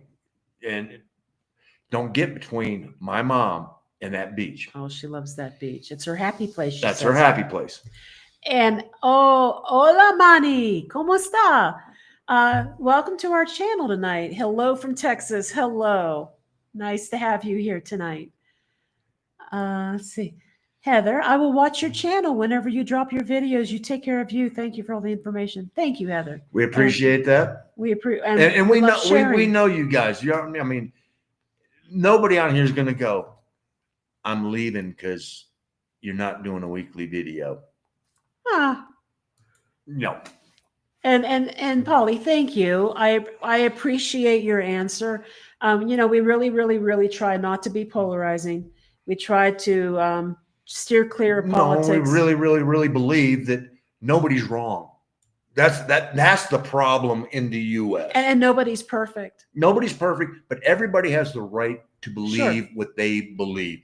And if my next door neighbor chooses to vote the opposite way that I vote, it doesn't mean that he's not a nice guy. And it doesn't mean we stop being friends. It doesn't mean we cut out our family. You know, I don't understand. That's the part that drove us here. Yeah, is the anger between the D and the R, and for them to go, we can't even talk to one another. Yeah, I don't like that. You're either with us or without us mentality. I hate that because I am a human being. I have feelings and I care about you too. And most of us agree on a lot of the same issues. And so are we going to focus on the negatives? No. And that's why we're now going to focus on the next question. Exactly. We just want positive in our life. We want the sun to shine in our lives. And that's what we really wish for everyone. Okay. So Mark was asking Cindy and just saw this. I missed that. Okay. So we're going to kind of move on down here. Okay. And I love Brighton West. Brighton is a really nice guy. And he's, I just finally discovered his other. Apparently he has multiple YouTube channels, but I discovered the Brighton West YouTube channel where he does like talks on how to have better Zoom calls and things like that. And it's really very good. He's the one without the hat. Very good information in that. And I complimented him on it. You know what? And he and his wife were just so lovely to have dinner with. Yes. They're very, very nice, kind people. And I mean, they had a lot of questions for us too, because apparently she has never been really outside of the Puerto Vallarta. No, this was her first trip to La Paz. La Paz. Yep. That's right. Sorry, La Paz. She had not been to the Central Highlands and was like, wow. And apparently she's a big fan of Europe. And so Brighton was like, no, you need to start seeing some of these other cities here. And she was just like, God, this is very European feeling. Oh, boy. And I laid it down for her. I'm like, oh, you like European? San Luis Potosi. You must go to San Luis Potosi because it's very French. C'est français. And Brighton was sort of sitting there going, yeah, I guess now we're going to be going to San Luis Potosi together sometime. It's so very strongly French influence. It was just incredible. When we went to San Luis Potosi, I couldn't put my finger on it. What was it about that city? And it finally dawned on me. Geez, it's very French looking. You mean the fleur-de-lis and all the the architectural styles and stuff. Very much French looking. So yeah, very cool. Oh, 100% lime juice works. Okay. Buy a lime, cut it in half, rub it all over. Always worked. You know what? For the money, that's an I'm gonna try that. That's cheaper than DEET. It sure is. It sure is. I would try that. And I bet it tastes a whole lot better than DEET blowing back in your mouth. And It's easier to find. Yes, it is. You can find limes. Yeah. Well, I'm very particular I'm very sensitive to smells. And so I always have to get a pleasant smelling DEET. And those are difficult to find. And again, like I said, you spray and the wind picks up, and the next thing you know, you got DEET on your tongue, and it's awful. So why not? Why not? Limes are everywhere. I should try that for sure. Gringos, hello from San Miguel de Allende, and looking forward to meeting you and other subscribers. We are looking forward to it, Alfredo. Alfredo, we are looking forward to it. We're very excited about this for sure. Not just for meeting other creators, but also meeting subscribers. And that's what it's all about, is building that community. Same one we just looked at, isn't it? I don't know. Did I go back one? I don't know. No, it got posted twice. Oh, it got posted twice. Well, it's a little bit different. This one has a little bit different. So in here, cut it and rub it all up. No mosquito bites. So it's a good idea. Would you ever consider a visit to Honduras?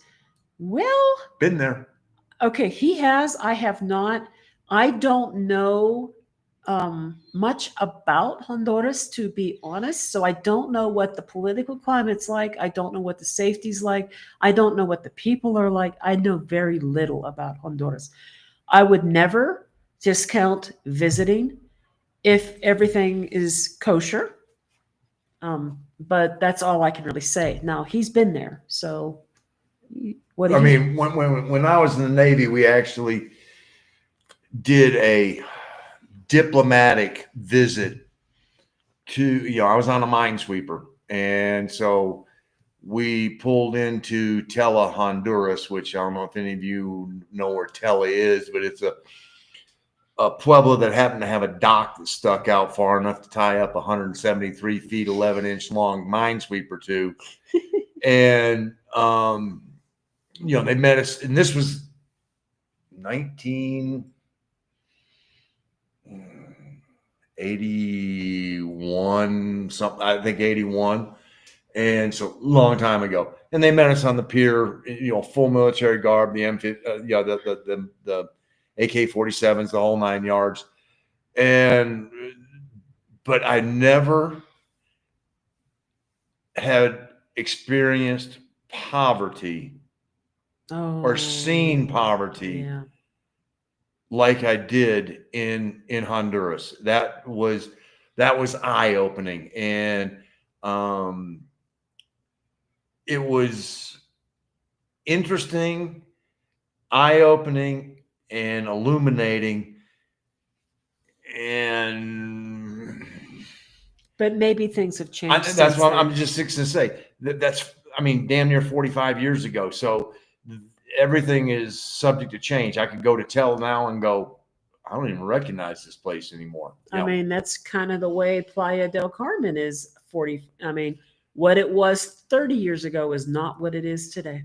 I will say that half of the ship came back bending pipes after that visit. Oh, no. Kept trying to tell the boys. Oh, no. You don't want to go down this road. Do we need to explain what that means? We'll just keep right going. So unprotected activities that led to extreme pain, so that when you were holding onto the pipe that they put beside the head, you would want to bend it because it hurt so bad. So goodness gracious. TMI. Arlene, yes, I see this now. And hey, Arlene, guess what? I made more of those cookies. Those nut cookies that you liked so much? I made more, and I made them right. I'm going to share with everyone what I'm talking about very briefly. Mexican flour that you buy on the regular store shelves. The masa flour. No, it's not masa. It's wheat flour. Oh, that's right. It is. But it's a different type of flour. Mexican flour is very finely milled, and it's very low in gluten. Very low. It is intended for making soft flour tortillas and things like that. And it does it wonderfully. And I don't care what little pretty drawn pictures they put on that bag of loaves of bread. You're not baking bread with this flour. You cannot bake bread with flour that has little to no gluten. You need gluten to form the crust. You need gluten to form all the pockets and To everything rise. to give it structure. And so if you try to bake bread, or in my case, cookies with Mexican flour, you get a flattened pancake, greasy mess. It never makes a solid cookie. Well, I made these Polish cookies. We had a Friendsmas celebration. I had a dinner when we first got here, and Arlene and Annie were here. And I made these cookies, and I was so disappointed in my cookies because I am a cookie connoisseur when it comes to baking. And I was just very disappointed with how they came out. Well, ladies, no more. I found All-purpose flour. all-purpose flour at HEB in the import section, and it wasn't that overpriced. No. 5-pound bag, the equivalent of $5. Yeah, that's a little high than cheap all-purpose flour in the US, but it still costs less than King Arthur flour. Well, They had- and not only that, a pack of the chocolate chip cookie mix is almost $5 as well. Yeah. So now with a 5-pound bag, we can make a lot of cookies. So So I'm calling it real flour, but HEB sells cake flour, all-purpose flour, and bread flour, Mhm. all in their import section. $5 for a 5-pound just got to bag. know where to look. Just got to know where to look. So you are getting the good cookies this time. I'm making them. I'm waiting for the other half of the molasses because you guys didn't taste the molasses the way they were supposed to. They were Yeah. manhole covers. I mean, yeah, they didn't bake right with the Mexican flour. Oh, good. Okay, so Yep. so you guys are going to get together. You're going to talk about this birth certificate. there you stuff. go. Perfect. Feel like matchmakers. Oh, Awesome. and another one that will be there. And Tom is going to be there. Yes, and he's wearing his lime green electric jumpsuit, purple space helmet, and cowboy boots. Okay, Major Tom. Is it appropriate? You know what you're missing, Tom? You're missing your neon orange lasso. I'm going to shut up and just go.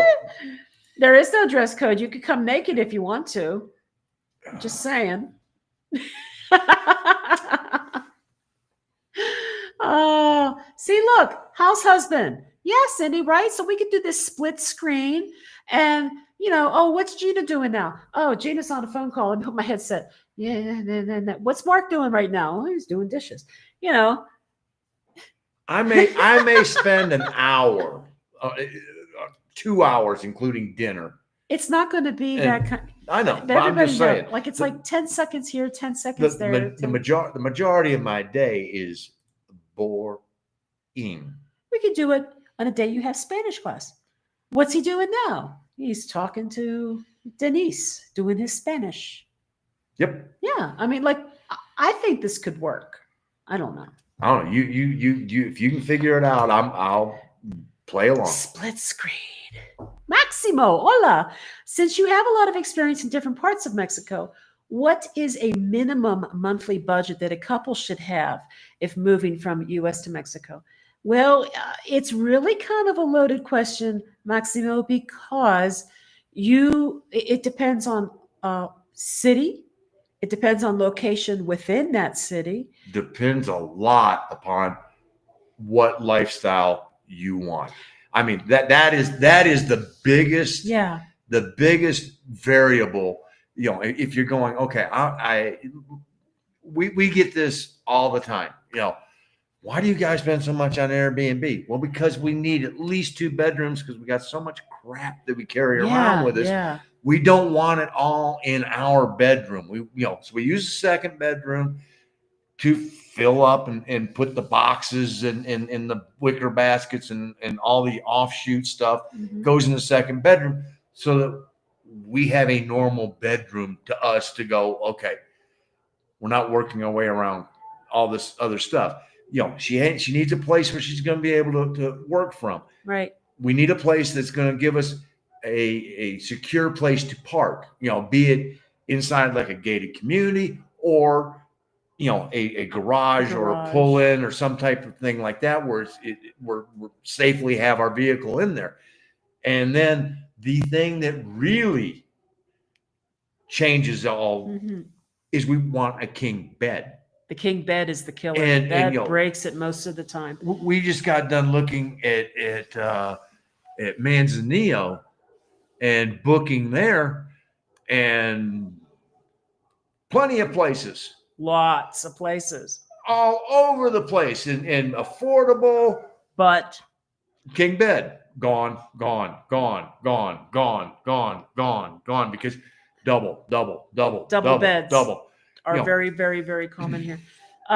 Honestly, just to give you an idea of we're not trying to no, avoid giving you an answer. This is a good example. So there's a couple, Fred and Cindy, who live in Huatuco. They both live on Social Security. They are very tight on their budgets. They live in a local neighborhood. Mhm. They have In a lovely little neighborhood. They have air conditioner that they only run for part of the time in one room. Their place was a place that had to be refurbished by them. They put in the effort. And they paid for the refurbishing and got it fixed up enough for them to move into. It is really quite literally nothing more than one large room with an offshoot for a kitchen. And that's where their kitchen, dining, living area is. And it's small. And it's small. And they're around the bedroom. And then they have a bedroom. And the bedroom, again, is also small. It just fits their bed. And then a very, very, very small utility area that she's turned into an office, and then a bathroom. It's very small. And she is paying approximately $550 a month for that, plus electricity, which usually doesn't run that much. I mean, if you gas, water. If you were looking to live comfortably, and by comfortably we mean a large bedroom, a king bed, a large living room where the furniture isn't too big for the room, a kitchen you can move around in, a garage or a good place to park your car. For us, you're probably talking $2,250 to $2,500 a month total with everything. Total with I mean, because you got car, we have car insurance. We pay the health insurance. You about that range. We had a goal when we got down here of $3,000 a month, trying to do that within Airbnb or less if we could get away with it. And then Airbnb prices have just skyrocketed, and we basically have gone, well, that'd be a pipe dream right now for $3,000, but that's with Airbnb fees. If we take out Airbnb, the way we live in the houses that we have lived in throughout most of Mexico, $3,000 would give us about the lifestyle that we. Oh, $3,000 would be more. To be safe, I'm going, that would give us. I'm thinking you can live very, very comfortably, utilities and everything, probably for about $2,500 or less. That's what I said originally, $2,250. But I'm just saying from where we were at, But yeah, she does the math, so her take is probably better than mine. I feel though, because it is so subjective to what you want. Yes. What you're accustomed to. Yes. What you can give up. What neighborhood you live in. Do you want to live if you're in Querétaro? Do you want to be in Urquilla, or do you want to be, Yeah. If you live in a warm place like Huatuco or Merida, and you want to run the air conditioner a lot, well, you can expect that your electric bill is probably going to run you $200 to $400 a month. Or you're paying to put solar up. Yeah, or you install solar. But if you're renting, you wouldn't be doing that. So I would, even if I was renting on a long-term lease, if I was in Huatuco, I could seriously consider, because I wouldn't want the price of the CFE bill to jump a couple tiers and then just get punished. I know. For using that, when, I can put a couple solar panels up there and pay it once and not have to pay every month to try and get off of that. So there's a lot of it depends upon location. Yeah. I mean, we have seen some places in Mexico that you can dump 7 figures on a house like that. And Yeah. It's a lot of house and it's gorgeous and everything else. But And that's another thing too. Let's say you get a really big house. You may want to hire a gardener. You may want to hire housekeeping, and it's for me it was really hard to get used to the idea of paying somebody to maintain my home for me. But you know what? That's everywhere here. I mean, that's like a stand. That's a job that a lot of people have, and they depend on that. And you are now helping somebody else out Yeah. because you're giving them the opportunity to earn some income. So, it's one of those where we were never used to having that done, but we made some great friends out of that and everything else. Yeah. And it's sort of like, okay. Your housekeeping person, if you have someone who regularly comes, they practically become family. They're like family. So it honestly, it just depends on what do you want, how big of a place do you want, and where do you want it. First of all, you have to do this. You have to, number one, you have to write down your needs. Yep. Okay. And there are two lists here. One is needs. One is wants. Okay. The needs, non-negotiable. This has to be, Right. We have to have high-speed internet. She works. Yeah. That is non-negotiable. We have to have it. We carry Starlink around with us as a backup just in case. But yeah, okay. These are the things. After Puebla, king bed is a need. We were in a queen and it just didn't work. Between the two of us and my whole body pillow and everything else. There's three of us in that. I mean, it was uncomfortable. We were just too tight. So, I'm sorry. You got what the hell? but you got needs, and so we need a place to park our car. Because we're moving things in and out of the car. Right. So Yeah. these things are non-negotiable. Wants, hey, we want an oven. We want an oven. I bake. We want a washer dryer. Okay, you know what? We don't get it. We take it to the lavanderia, but we would like to have, so the needs are the ones that go, these, if it doesn't tick each one of these boxes, it's out of here. Then when you get the ones, you get your list of, let's say 20 different properties that fill all the needs or the needs. Then you go over and go, which one ticks off the most wants? Oh, and let me share this with you too, because this is important. I know I'm not going to say the word right, so I'm not even going to try, but there's a whole contract thing. If you lease, you got to go through this, legal process, policia jurídica or something. I can't say it. I'm so sorry. I'm not even going to try. If I had the word in front of me, I would say it, but I don't even know how to spell it right now. But there's that. You got to go through that. You have to have people vouch for you. Mm-hmm. Often. You have to, as part of this process to lease, you have to put down a full month's rent, like a deposit, to hold a place while this whole process is going on. And odds are you're never going to get that back. You will probably never get that back. This isn't a security deposit. It kind of is. It's sort of like a processing fee more than anything else. But what ends up happening is they're going to find something that they said that you did that they have to repair, so they end up keeping it anyway. You just chalk it up as a processing fee. So I mean, if you happen to get some of it back, so much the better. Leasing here is not necessarily anything like leasing in another country, and there's rules and things that have to be followed, and it can get tedious. So what a lot of people will do is they will come to a place, rent an Airbnb for a while, and they will either get a realtor or real estate agent to help them find a place, or they will walk around on foot and look for se renta signs and try to contact people. But it's always really wise to get somebody to help you, because there's going to be a contract. And everything that's listed in that contract is concrete. So if you think that you're just going to get something by default and then it's not listed in that contract, and there is no regulatory agency. So you can get, it is possible to get scammed. So that is why, one of the things that when we do this, when we finally drop anchor and go, this is the city, we will be renting an Airbnb for a month or two and going, okay, while we look for a place. now, and we need to figure out what barrio do we want? Yeah. What part of town do we want to be in? And so, okay, now we know we want to be over in this particular side.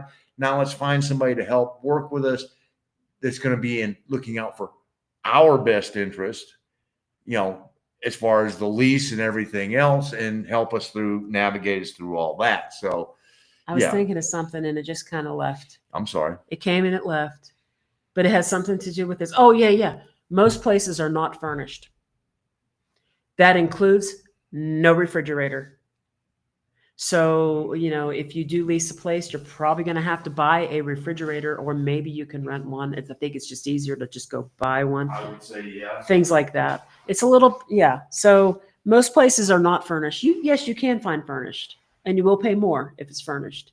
But you may not like the furniture, and you may want your own furniture anyway. So it's just it's a whole lot of extra. It's a whole new level of extra.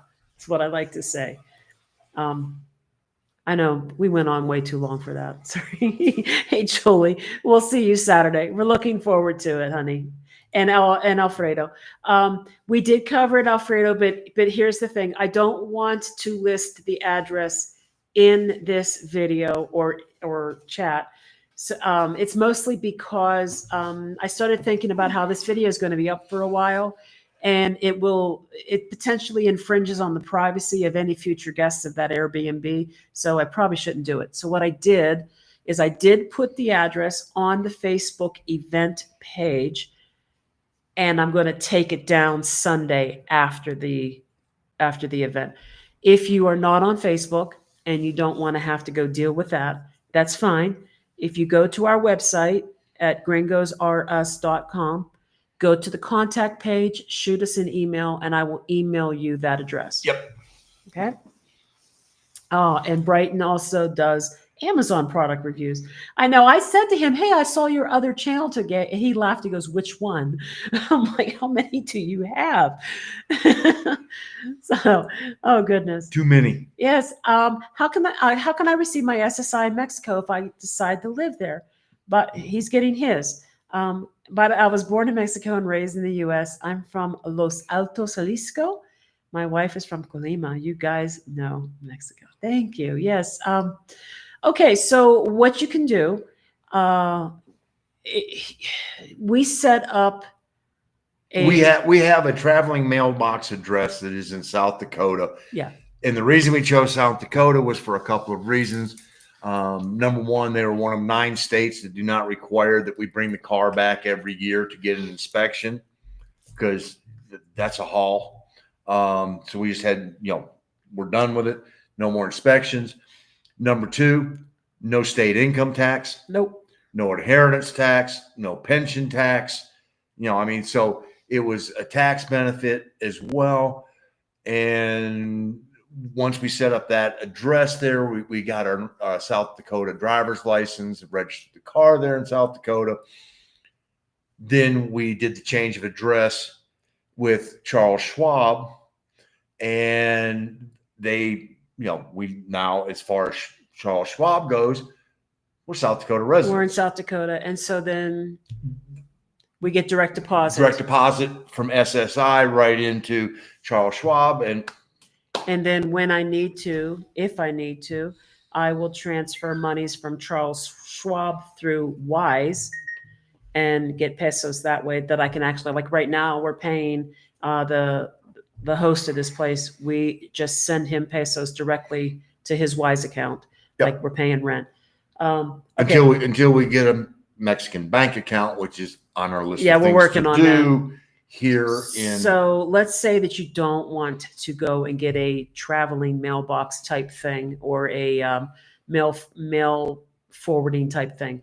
If you have family or a good friend who is still living and will be staying in the United States, you could register your Social Security to that address. If they're amenable to you using their address as your legal place of residence in the U.S., that's the key, because you're going to have to beyond paper is living there, for both your taxes, driver's license, everything else. That has to be your domicile. And then you can use that. Okay. And that's how we're doing it. Now, let me just ask right now, anyone who's watching, if you're doing it any differently. Yeah. Is there? Because there are people in like Lake Chapala and stuff like that where I don't think they have an address permanently in the US. And they have to do paperwork every year. Correct. Verifying, I guess, their information. Well, and if they don't do it and don't do it on time, they don't get their payment. They don't get their payment. Their payment gets put on hold until they do it. And that happened to a couple people last year, I think. So, our situation is we still live in the US. So for a myriad of different reasons other than just SSI, her employment. Yeah. I mean, it just worked out very well. And it's costing us what, $300 a year, give or take? For $400 a year. No, for what? Traveling mailbox. Oh yeah. It's less than $300 a year. Yeah. And so it's one of those where we're going, you know what? If we had remained in, let's say we'd used our youngest daughter's address in North Carolina. It'd cost me a hell of a lot more than $300 just to drive the car from here to North Carolina to get an inspection done, because that would have been about a week's worth of driving from here to there. Yeah. One way. Now, Texas now no longer requires annual inspection. But we also could have gone to Arkansas, but we didn't know anybody in Arkansas. So, I mean, but so these are the things that you sort of have to go, okay, Yeah. Yeah. So there are situations for both. We just don't know the ins and outs of the people. We chose this path. We chose this path to stay legally addressed in the U.S., and his Social Security therefore works through that route.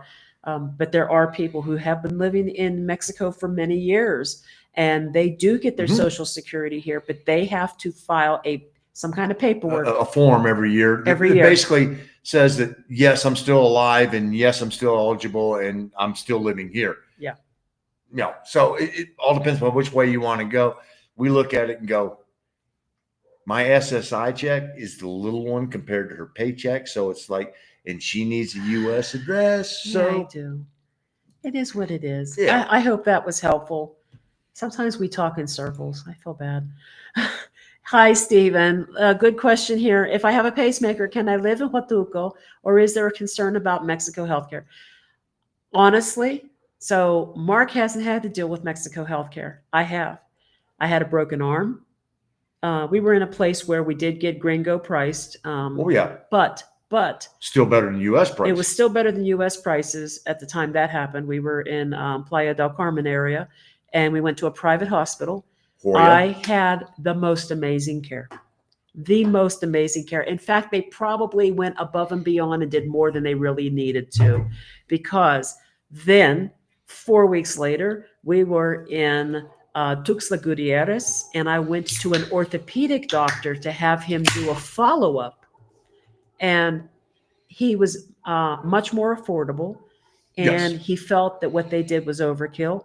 But again, very excellent care. Extremely excellent care. Like, it was sort of like, I don't know why they did this many layers of cast, but it was effective. Yes. She had healed, cast coming off. And then when we were in Huatuco, I was just having a horrible time with the heat and humidity, lots of sweat. I ended up with a really bad cyst, and I actually contacted a surgeon. I used WhatsApp and asked them if they treated stuff like this. Hold on. This was 10 o'clock in the morning. Yeah. She's sending a WhatsApp message to him. Yeah. At 10 in the morning. Yeah. And he basically saw me the same day. Like, he saw me the same day. We went in. He initially thought it was going to have to be like a scheduled OR type thing. But when he took a look at it, no, we could do this right here. He did it, scheduled a follow-up for 2 days later. We didn't even have enough cash to pay for the appointment because we weren't expecting It was like 500 pesos for the call. But then because he did the procedure, there was more. He's like, oh, here, just give me this much and pay the rest when you come back on Saturday.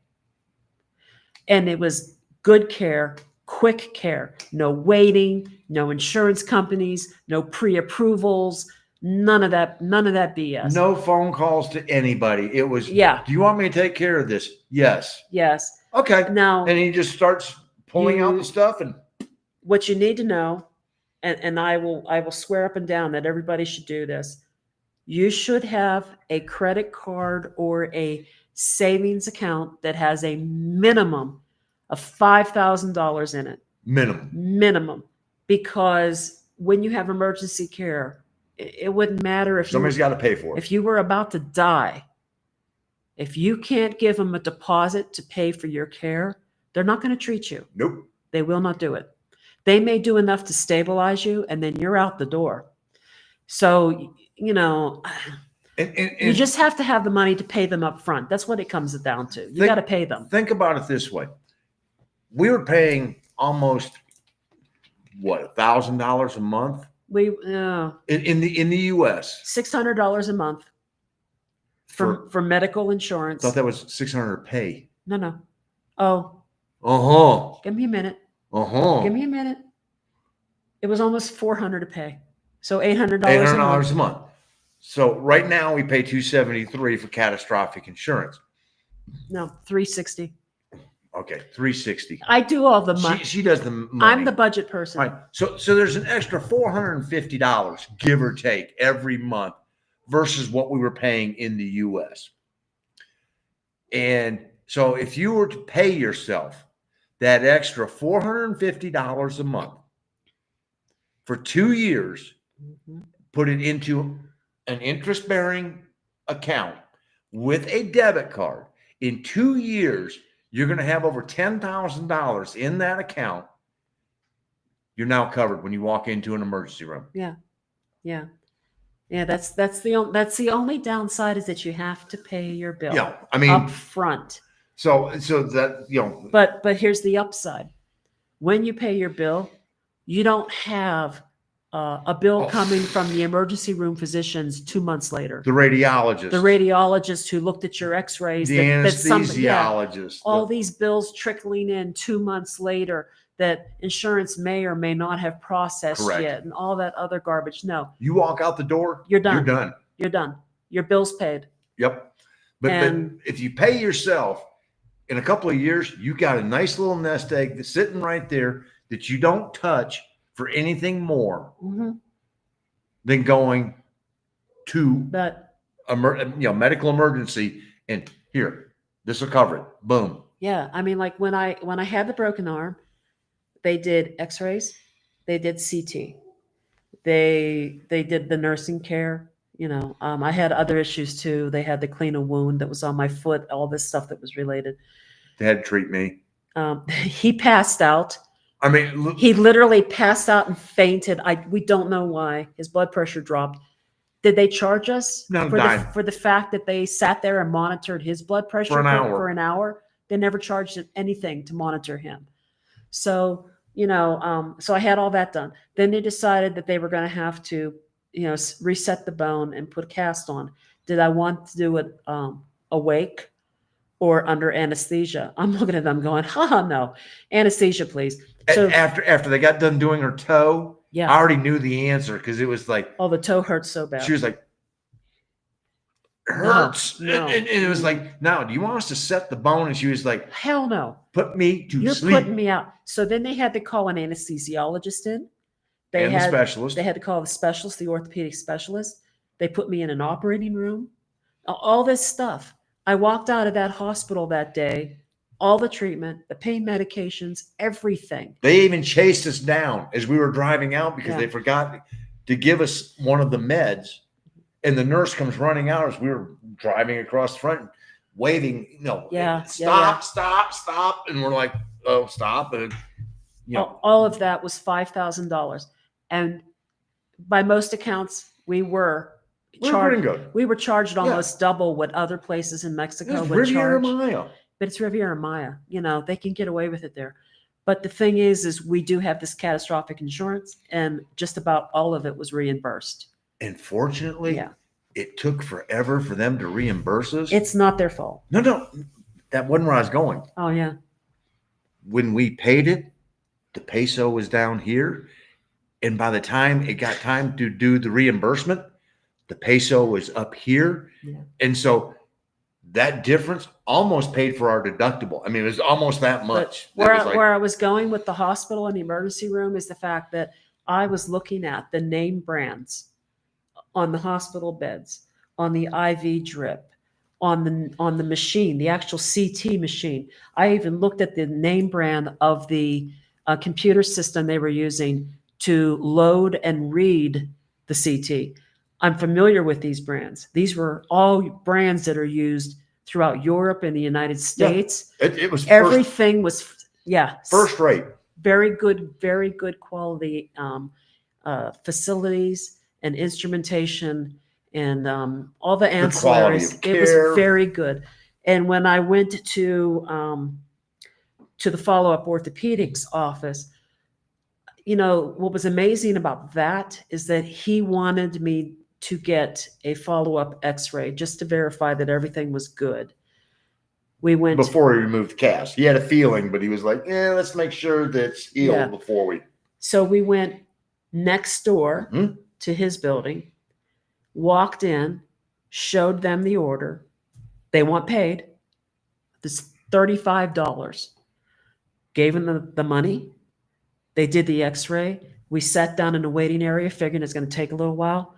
It wasn't even 5 minutes. Here's your x-ray. They hand it to me. No, our butts had barely hit the seat. Yeah. When they come out and go, Gina. Yeah. Gina. Yeah. And she's like, you know, like, are you come kidding? on, Are you come on. kidding We're me? here to do this. You know, they take her back. They do the x-ray, everything. You know, I'm sitting out there, and 5 minutes later, here she comes. Okay. And she had just sat down. And all of a sudden, Gina, here's your x-ray. You know, and they give you the x-ray. Yeah.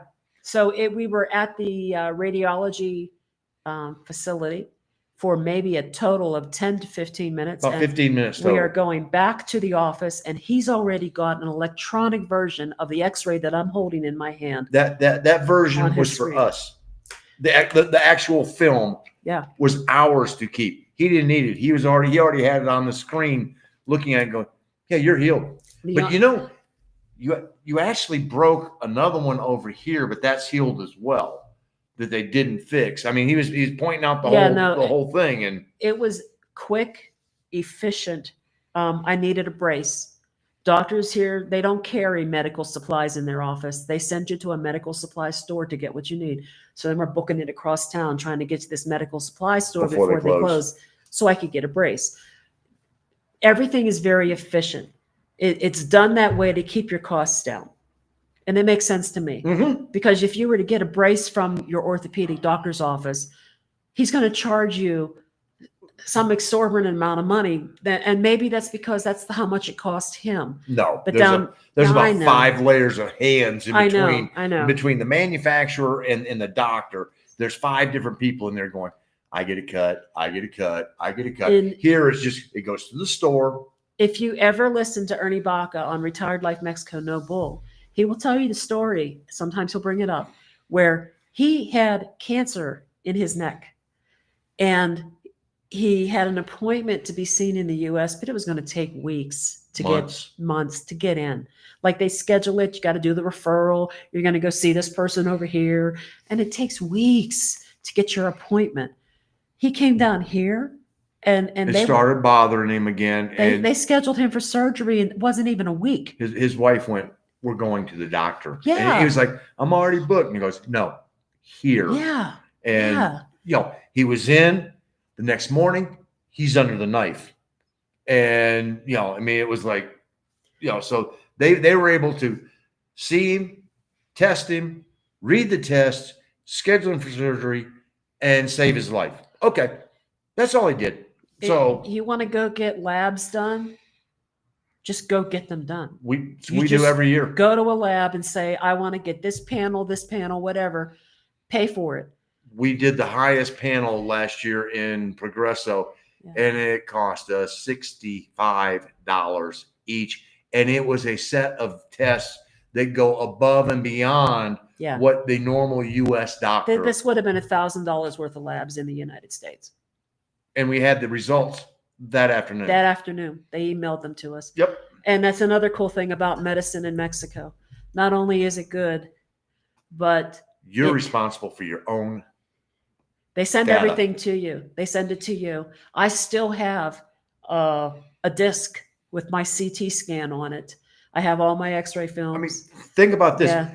If you go to a U.S. doctor and go, I want to look at my record. No. Oh, no, you got to sign a release and everything. They're not going to show it to you.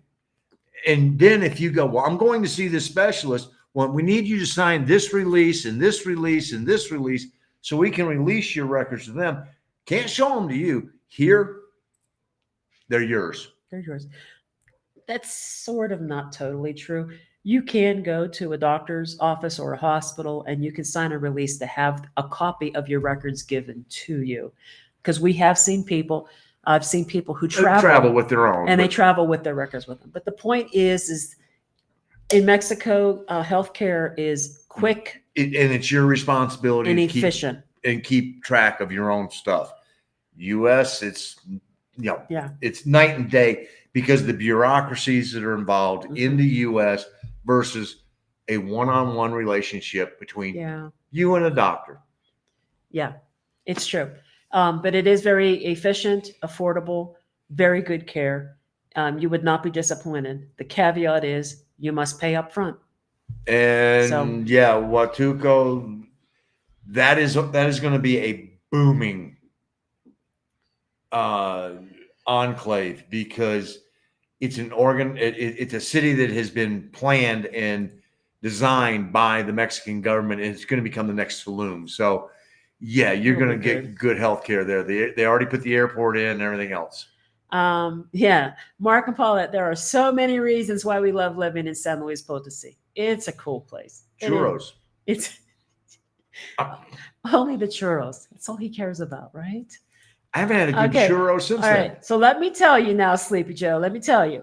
We were at the store and he could have bought Corona, but his cheap butt said, no, look how much this Corona costs. And he starts picking up the Carta Blancas. So that's not on me. That's on him. I could have done it. And there's just part of me that's sitting there going, you know what? I really can't tell much of the difference between the two. So why am I spending double? Oh, it's panther piss. Didn't you see that? I saw that. I mean, again, it's like people with their political opinions. You know, some people believe this is the correct, and some people believe that's correct. Moving on. Yeah. Terry's bringing some cervezas. All right. Hey, Sammy, are you going to be at our meetup? No, he's in. They haven't moved down here yet. They're still in South Carolina. That's right. Fort Mill. Better late than never. It's okay, Sammy. Oh, that's right. You're coming to Oaxaca. Oh, dude. Oh, the food.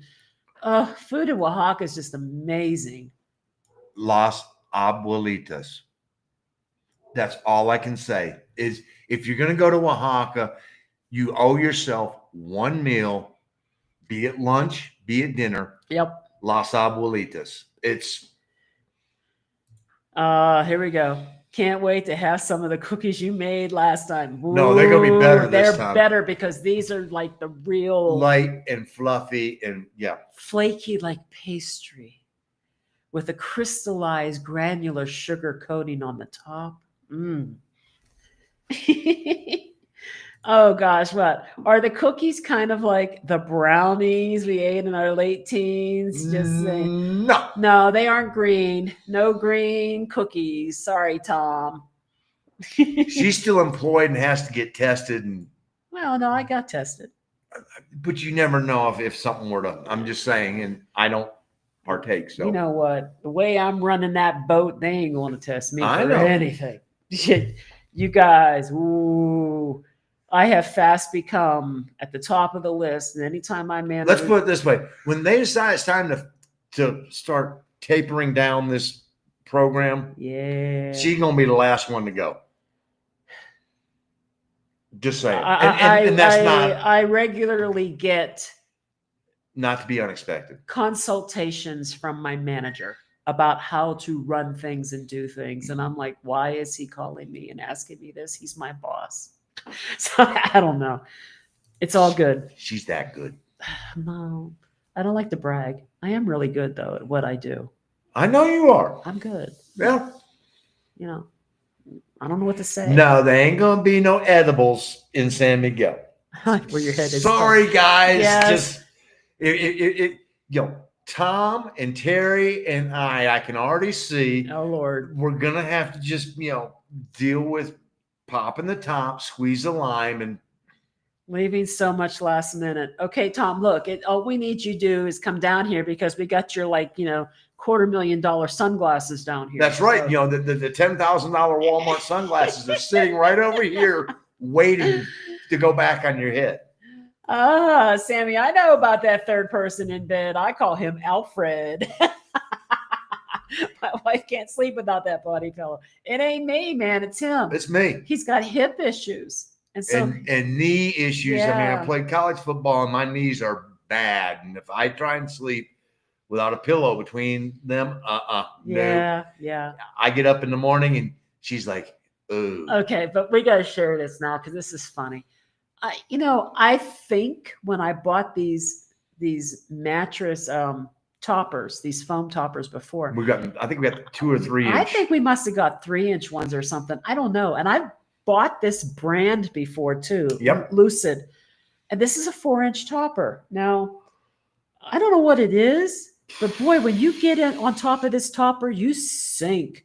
And I'm not complaining because I'm having really good sleep. Oh yeah. But let me just tell you, once you make this hole, you're not rolling over unless you climb out of the hole and compress the next area. So I mean, we stand on the sides of the beds and we joke like it's a golf tournament. Get in the hole. We jump into the bed because once you compress this mattress, you're not just easily getting around. And I was having shoulder issues, and I was thinking it was arthritis or something, or shoulder impingement syndrome, and got this thing, get in there, and I'm sleeping like a baby. Shoulders fine. I could not do this in Oaxaca. Mm-mm. I could not take this arm and go like that.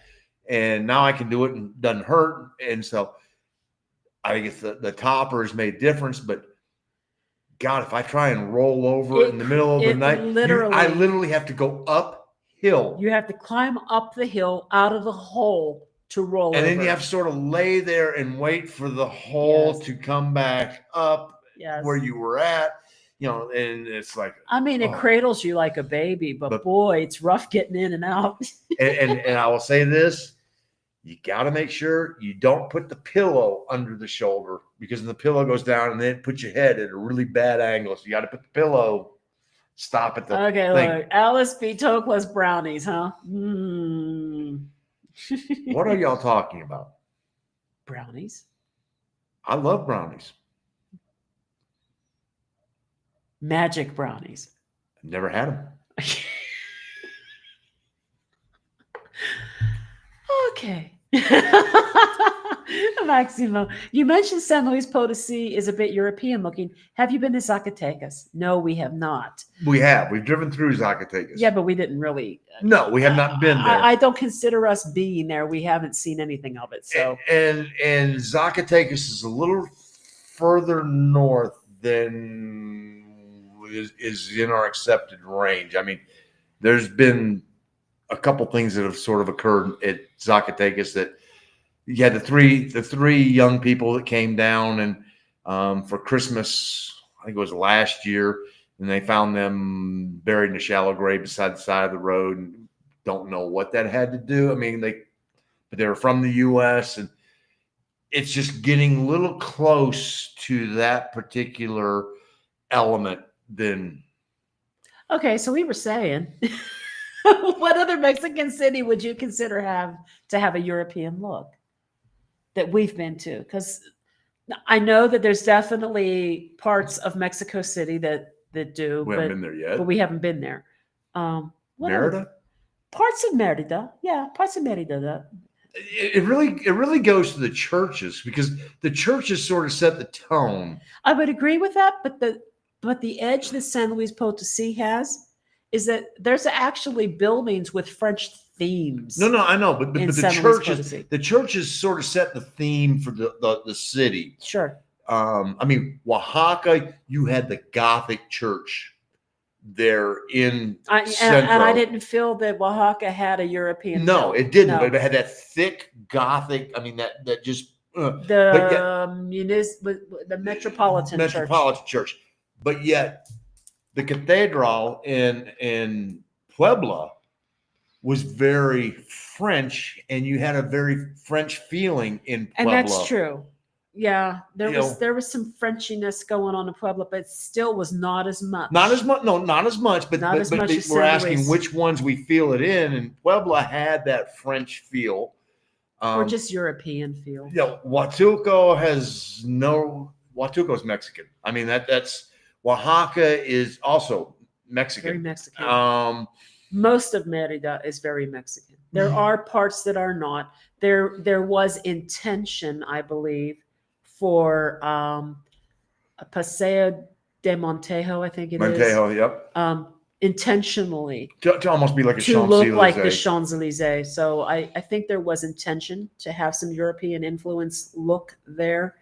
But I don't, of all the places. Veracruz is No. Mexican. I don't think any place else we've been felt quite as European so far as San Luis And you Potosi. get a little bit of a European feel here in Querétaro and Centro. In some parts. In some parts of it, depends upon which Jardín you hit. Yes. There, you can walk Yes. into one Jardín and you can go, holy crap. And that's one of the beauties of Querétaro. You can walk 2 blocks away and you hit a different Jardín, and it's totally different. And there's a really good logical reason for that.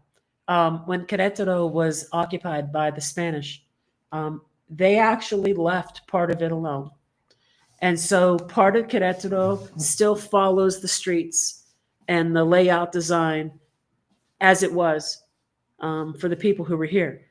And then part of Querétaro is very well blocked out in squares and stuff by the Spanish. And if you look at a map of Querétaro, you can tell exactly where they had the dividing line, because one is all blocked out, nice, neat squares, and the other is just wherever it is. So I think the blocky ones probably look more European than the non-blocky ones, if that makes sense. Does that make sense? Yeah. Yeah. I would say San Luis Potosi, at least for us, where we've been, was the most European looking place for me. Mm-hmm. But there's places we still have to get to yet. I would love to go And to I can't Mexico think of City. any of them that are going to be more European.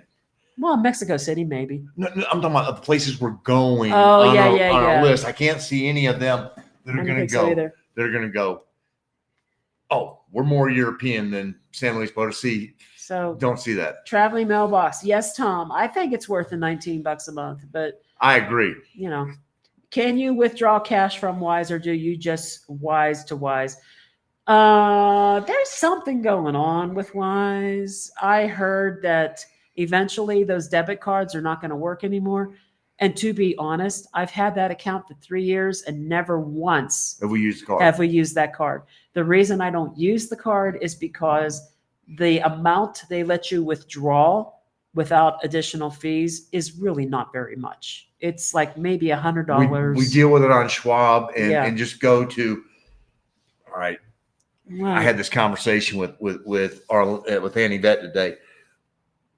There are certain banks here in Mexico that we will use to get our money out of. Mhm. There is one that we avoid. Yeah. Because their exchange rate is about a peso per dollar lower than the other banks. And they don't really give you an option to. And you don't have an option. It's like, Most of the ATMs give you the option to reject. no. This is just their straight rate. Then they still have that. Do you Oh. want to accept or decline? and they're going to give you a lower rate, and they're just going to take more money from you to use their bank. So I'm just going to say this once: we avoid BBVA ATMs like the plague. Okay. So anyway, I forget where I was now. With the Wise. Okay. So Wise card. I have never had a reason to use the debit card. And I have heard that they're going to do away with it, but I don't have confirmation of that. Wise is sort of in a gray area that's. So this, when I have made big transfers, I have transferred funds directly to someone else's bank account with their CLABE, CLABE, and that will link to their bank account and make a deposit to their account. We've done that for his hearing aids. Mhm. We've done that with our friend Arlene when we're doing cigars and stuff like that for Mark. So the guy that we pay our rent to here, he has a Wise account, and I can just directly transfer from my Wise to his Wise. Yep. And that works very, very well. I did notice, because it's been a while since I've done a big transfer. Last time I did a transfer, I didn't have to do this, and that had been about 6 months ago, I think, maybe less. This time when I did a transfer, Wise wanted me to upload something. They gave a list of documents. One of the ones they would accept is a credit card or bank statement showing your address. So I uploaded our Charles Schwab statement. They normally don't ask for that. It's sort of like they're trying to have to comply with banking regulations that are going for dollar amounts of this amount or more. Please verify. And so, yeah, I mean, I'm sure it's a safeguard, but it was interesting that I've never been asked to do that before, and I was asked this time. And then when I made a second transfer, they did not ask me to do it again. So I don't know. We're hoping that while we're here in Querétaro for 7 months, we get the bank account established, and from there we won't have to rely on Wise too much, because then we can go Schwab to whatever bank we have here in Mexico and go boom. I probably will still do Wise. Here's the reason why. In case they kick Wise to the curb. But I would probably still do Wise if that doesn't happen, because when you do a transfer from your bank to another bank with Wise, exchange, you get a good exchange rate, and they don't charge a whole lot in fees. No. I think to pay, I want to say it was about 20,000 pesos, roughly. Mm-hmm. I think in total, I did 2 transfers. I think in total, I might have paid a total of $8 or $9 in fees to do that. I don't think that's so bad. But one of the things to remember, cash is king down here. Yeah. And so, ATMs you're going to love, and that's finding them and getting the ones who give you the best exchange rate. That's key, because it doesn't matter to the nationals, because they're getting pesos for pesos. If they want 9,000 pesos, they're getting 9,000 pesos at BBVA. They're getting 9,000 pesos at HSBC. Yeah. If you're going from the dollar to the peso, the one that is going to give you 17.5 pesos to the dollar versus the one that's going to give you 19, you're going, I'm not going over here to the one that's 17.5. And there's most of them are fairly across the board. Santander, Banamex, I'm leaving some out, but those all pretty much across the board. Citimex, they're all pretty much going to give you that same rate within a quarter of a peso up or down. Yeah. BBVA. Yeah. They do charge a lot. When we found that out, there's only been 2 times we've used them, and both times we were traveling and we needed to supplement some cash in our pocket for the drive. Yep. And we weren't willing to drive 30 minutes over a peso per dollar. Right. And it was like, okay, you know what? We need to get on the road because we don't drive at night. We have a certain deadline. We want to be in the city. Just give me the money. I'm going to try to get caught up with Okay, these I'll shut as up. much as I can. Okay, so SB, I contracted sepsis during Christmas. Oh my gosh. Ooh, Went to a private hospital in Punta Mita, Nayarit, 6 nights, 7 days in ICU. That's important. $22,000. I had to pay with a credit card as soon as the ER doc determined the issue. Yes, they want paid up front. yep, I'm glad you said this though. First of all, ICU is a step up unit. yep. So they cost way more than a regular hospital room because now you got monitoring going on and everything else. 24/7. And that's 24/7. And you were there for like a week. My goodness, can you imagine what that would have cost you in the United States? More than the $22,000 a day. Yeah. A day. Yeah. And then you would have got a bill from the doctor who came to do the morning calls to see you.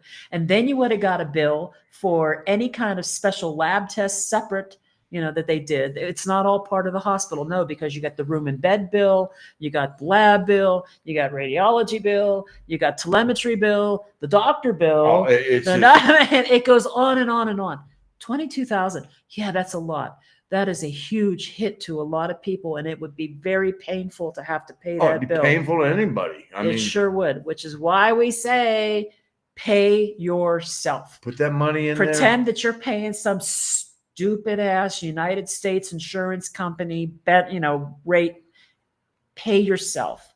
And you're covered. And you'll have it in a savings or whatever Yep. for stuff like this. I am very glad that you are okay and that you got good care. And as you did, yeah, you got good care, but you have to have that money up front. Yeah, Glad Dr. EC got you all taken care of. that's right. Here, another one.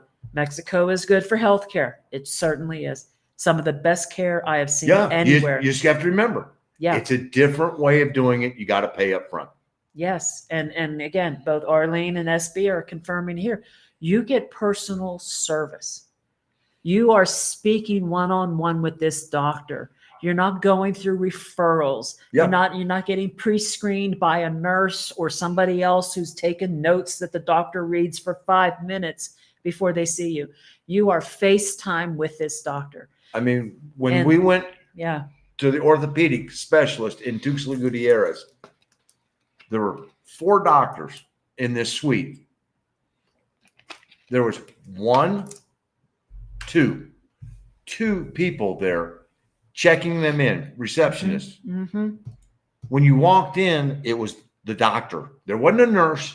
It was Just doctor. the doctor. So you got 4 doctors' offices, 6 people total, 2 receptionists, 4 doctors. Yes. That's it. Yes. No billing department, no nursing department. No. Boom. So I had to have this cyst issue taken care of in Huatulco. I literally looked up surgeons in Huatulco. I sent a WhatsApp message. I didn't know which one of these 2 or 3 people I was going to get. I immediately got a response on WhatsApp. They immediately offered to see me that same day. No, they wanted to see her within an hour, but she had a Spanish class, and it was like, I had class. I couldn't go. Can we make it just a little bit later? It was like, how about 1 o'clock? And she mentioned him at 10. Boom. But here's where it gets interesting. We get there. He just has a 1-room. It's a room. It's a room. He's got a desk. He's got a gurney. And then in the corner, he had like a bookshelf full of some supplies that he might have. It's not what you would expect to see in the United States. You would probably be so used to seeing the way things are in the US that you would look at this and go, this is shady as hell. No, it's really good care. It's efficient and cost-effective care. And he's not keeping supplies in his room. If you need to go buy some gauze, you go buy gauze. Yep. If you need to buy antiseptic spray, which we did, Yep. you go buy your antiseptic spray. His job is to see you, assess you, treat you, and write you the scripts for the things that you need. And now it's on you. So he shows up. He's in ripped up blue jeans and a golf shirt. with a motorcycle helmet. But it was because a good looking golf shirt. it was a nice golf shirt. I mean, But you don't expect your doctor to show up in blue jeans and a golf shirt carrying a motorcycle helmet, right? He rode in on his moped. So what? So he didn't have a white coat on. So what? His place was sterile and clean, and he treated me quickly, and he let me leave efficiently and in a very professional manner. Yes, he's very professional. He cleaned the field. He cleaned his hands. Everything was done, by the book. Yes. So I mean, yes. And then he said, "Oh, you don't have, this last remaining 500 pesos? Just bring it with you on Saturday when you come back." Well, we didn't know what it was. I mean, it's one of those where, yeah, he gets done. We sit down. What do I owe you? Cuánto cuesta? 3,500. And I'm looking at my wallet and I'm going, oh shit. Yeah. I'm only got 3,100 pesos in my wallet with me. And he's like, Sabado. Bring it on Saturday. Okay. Yeah. Here's the 3,000. Imagine trying to get away with that. And not only did it happen there, it happened at a convenience store in Oaxaca when I went to go buy Coke, and they couldn't break a 500 peso bill. And the young man just looked at me and goes, "Here, take it. Bring me the money later." Well, to be fair, we had been in and out of the store a lot, so he knew. No, I mean, yeah. So, but what I'm saying is neither one of those two incidents would ever have occurred in the U.S. No, they wouldn't. But the healthcare is good. Yeah. And as you guys are conversing with each other, yes. And Maximo, they will give you your number. Yeah. They will give you their number. Yep. You are one-on-one in a personal relationship with the person who's providing care for you. And they care about it. That's the key. And you're not having to navigate insurance companies, call centers, scheduling people, none of that. No. Nope. No referrals. No, you're working with that doctor, and it's the best thing ever. It's the best thing because you actually do have confidence in getting good care. And I was blown away. It's excellent. I don't have to pack extra sunglasses. Oh, wine and beer. All right. I don't know, Tom. I think you've seen green in your day. Yeah, whatever floats your boat. Mark and I will see you Saturday. Looking forward to it. Awesome, Vicky. Very good. Hey, David. Hola. Tuned in late, preparing garlic shrimp. Ooh, with mushrooms and angel hair. Oh my gosh. Why you do this? Why you do this to me, David? Why you do this? Because he's a paisan. Paisan. He's a paisan. Oh, I do love me some good shrimp scampi. Oh man. Terry, thanks for another great live. Good evening. Yes, we will see you this weekend. I think we're going to wrap this up too because it's been almost 3 hours as usual. It's a 3-hour tour. Looking forward to seeing and meeting everyone. Indeed. And Cindy, too bad you can't join us, Cindy. How cool would that be? We know that you watch almost all these channels if you don't watch all the channels of all these people that are going to be there. It'd be so cool if you But she is a great supporter of all of them. Yes, you are. You've been very strong supporter of a lot of these channels. So thank you, Cindy. Oh goodness, guys. We're gonna wrap this one up. For sure. Oh, wait. Oh, yeah. Yeah. Here we go. We're saying all our hellos. Hey, y'all know Jesse. Jesse, you just popping in? Hi, Jesse. You're in Merida now, aren't you, Jesse? Yeah, I think so. I know she wasn't going to be able to make it for the meet and greet. There she is. Merida is awesome. It is awesome. It is. We loved it. We did like it there a lot. That was a good city. We felt very safe there. Yeah. Yeah. There were some. Merida's pretty cool. It's pretty high on the list. It was one of those ones though that we felt like it was getting out. It was outpricing us. Outpricing us. Jesse, go to Las Vegas. Oh yes. Oh yes. A very affordable place to have a good meal, and the food was and it's locals. And it's local. Full of locals. It's only about 2 blocks from the main square, and it's up. You go into a little hotel and you go, really, where's this restaurant at? Just follow the locals. They go up this little stairway. You go in there. They are laughing their ass off, having fun. The music's flowing. The food was good, and it's very affordable. Very affordable. We made many meals there and met a lot of people there. 4 times. I mean, very that is still the record for the most times we've eaten in one restaurant in Mexico. Their sopa de lima was delicious. I remember I got it there twice, but I can't remember what else I got. It was just really good food. So, oh goodness, Rick. You're not going to be there Saturday. No, they're still in Maui. Yeah, what's up with that, man? Gee, Maui, SMA. Okay. I know. And they're still trying to rebuild Maui. So, I know. That was a horrific fire. Yeah. That was a precursor to what's going on. So there will come a time, I'm sure.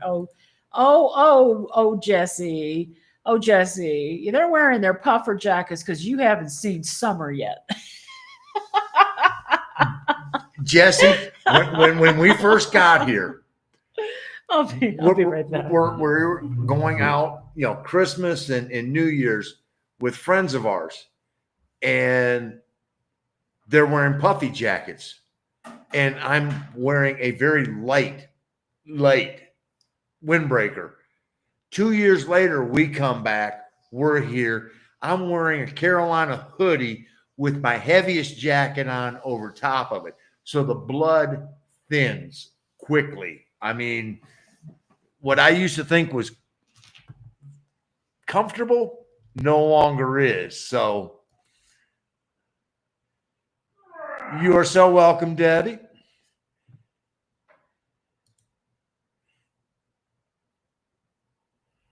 Las Vegas, Vigas, Vegas.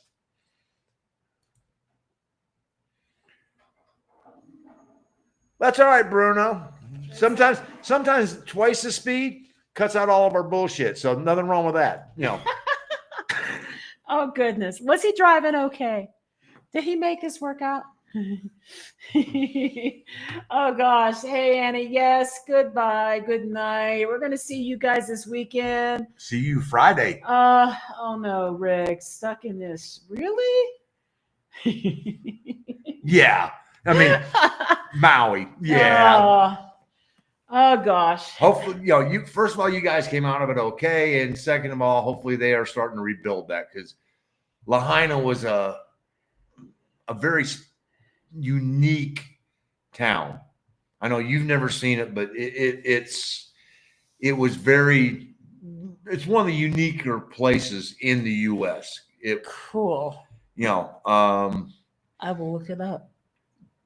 That's mentioned in The Last Resort by the Eagles at the end of Hotel California. And, it was a great little place to sit and watch the sunset and have a cerveza, right there in the center of Lahaina. And yeah. I think it's actually also a name of a collaboration album between My Morning Jacket and somebody else. I wouldn't know. I know. Yeah. Okay.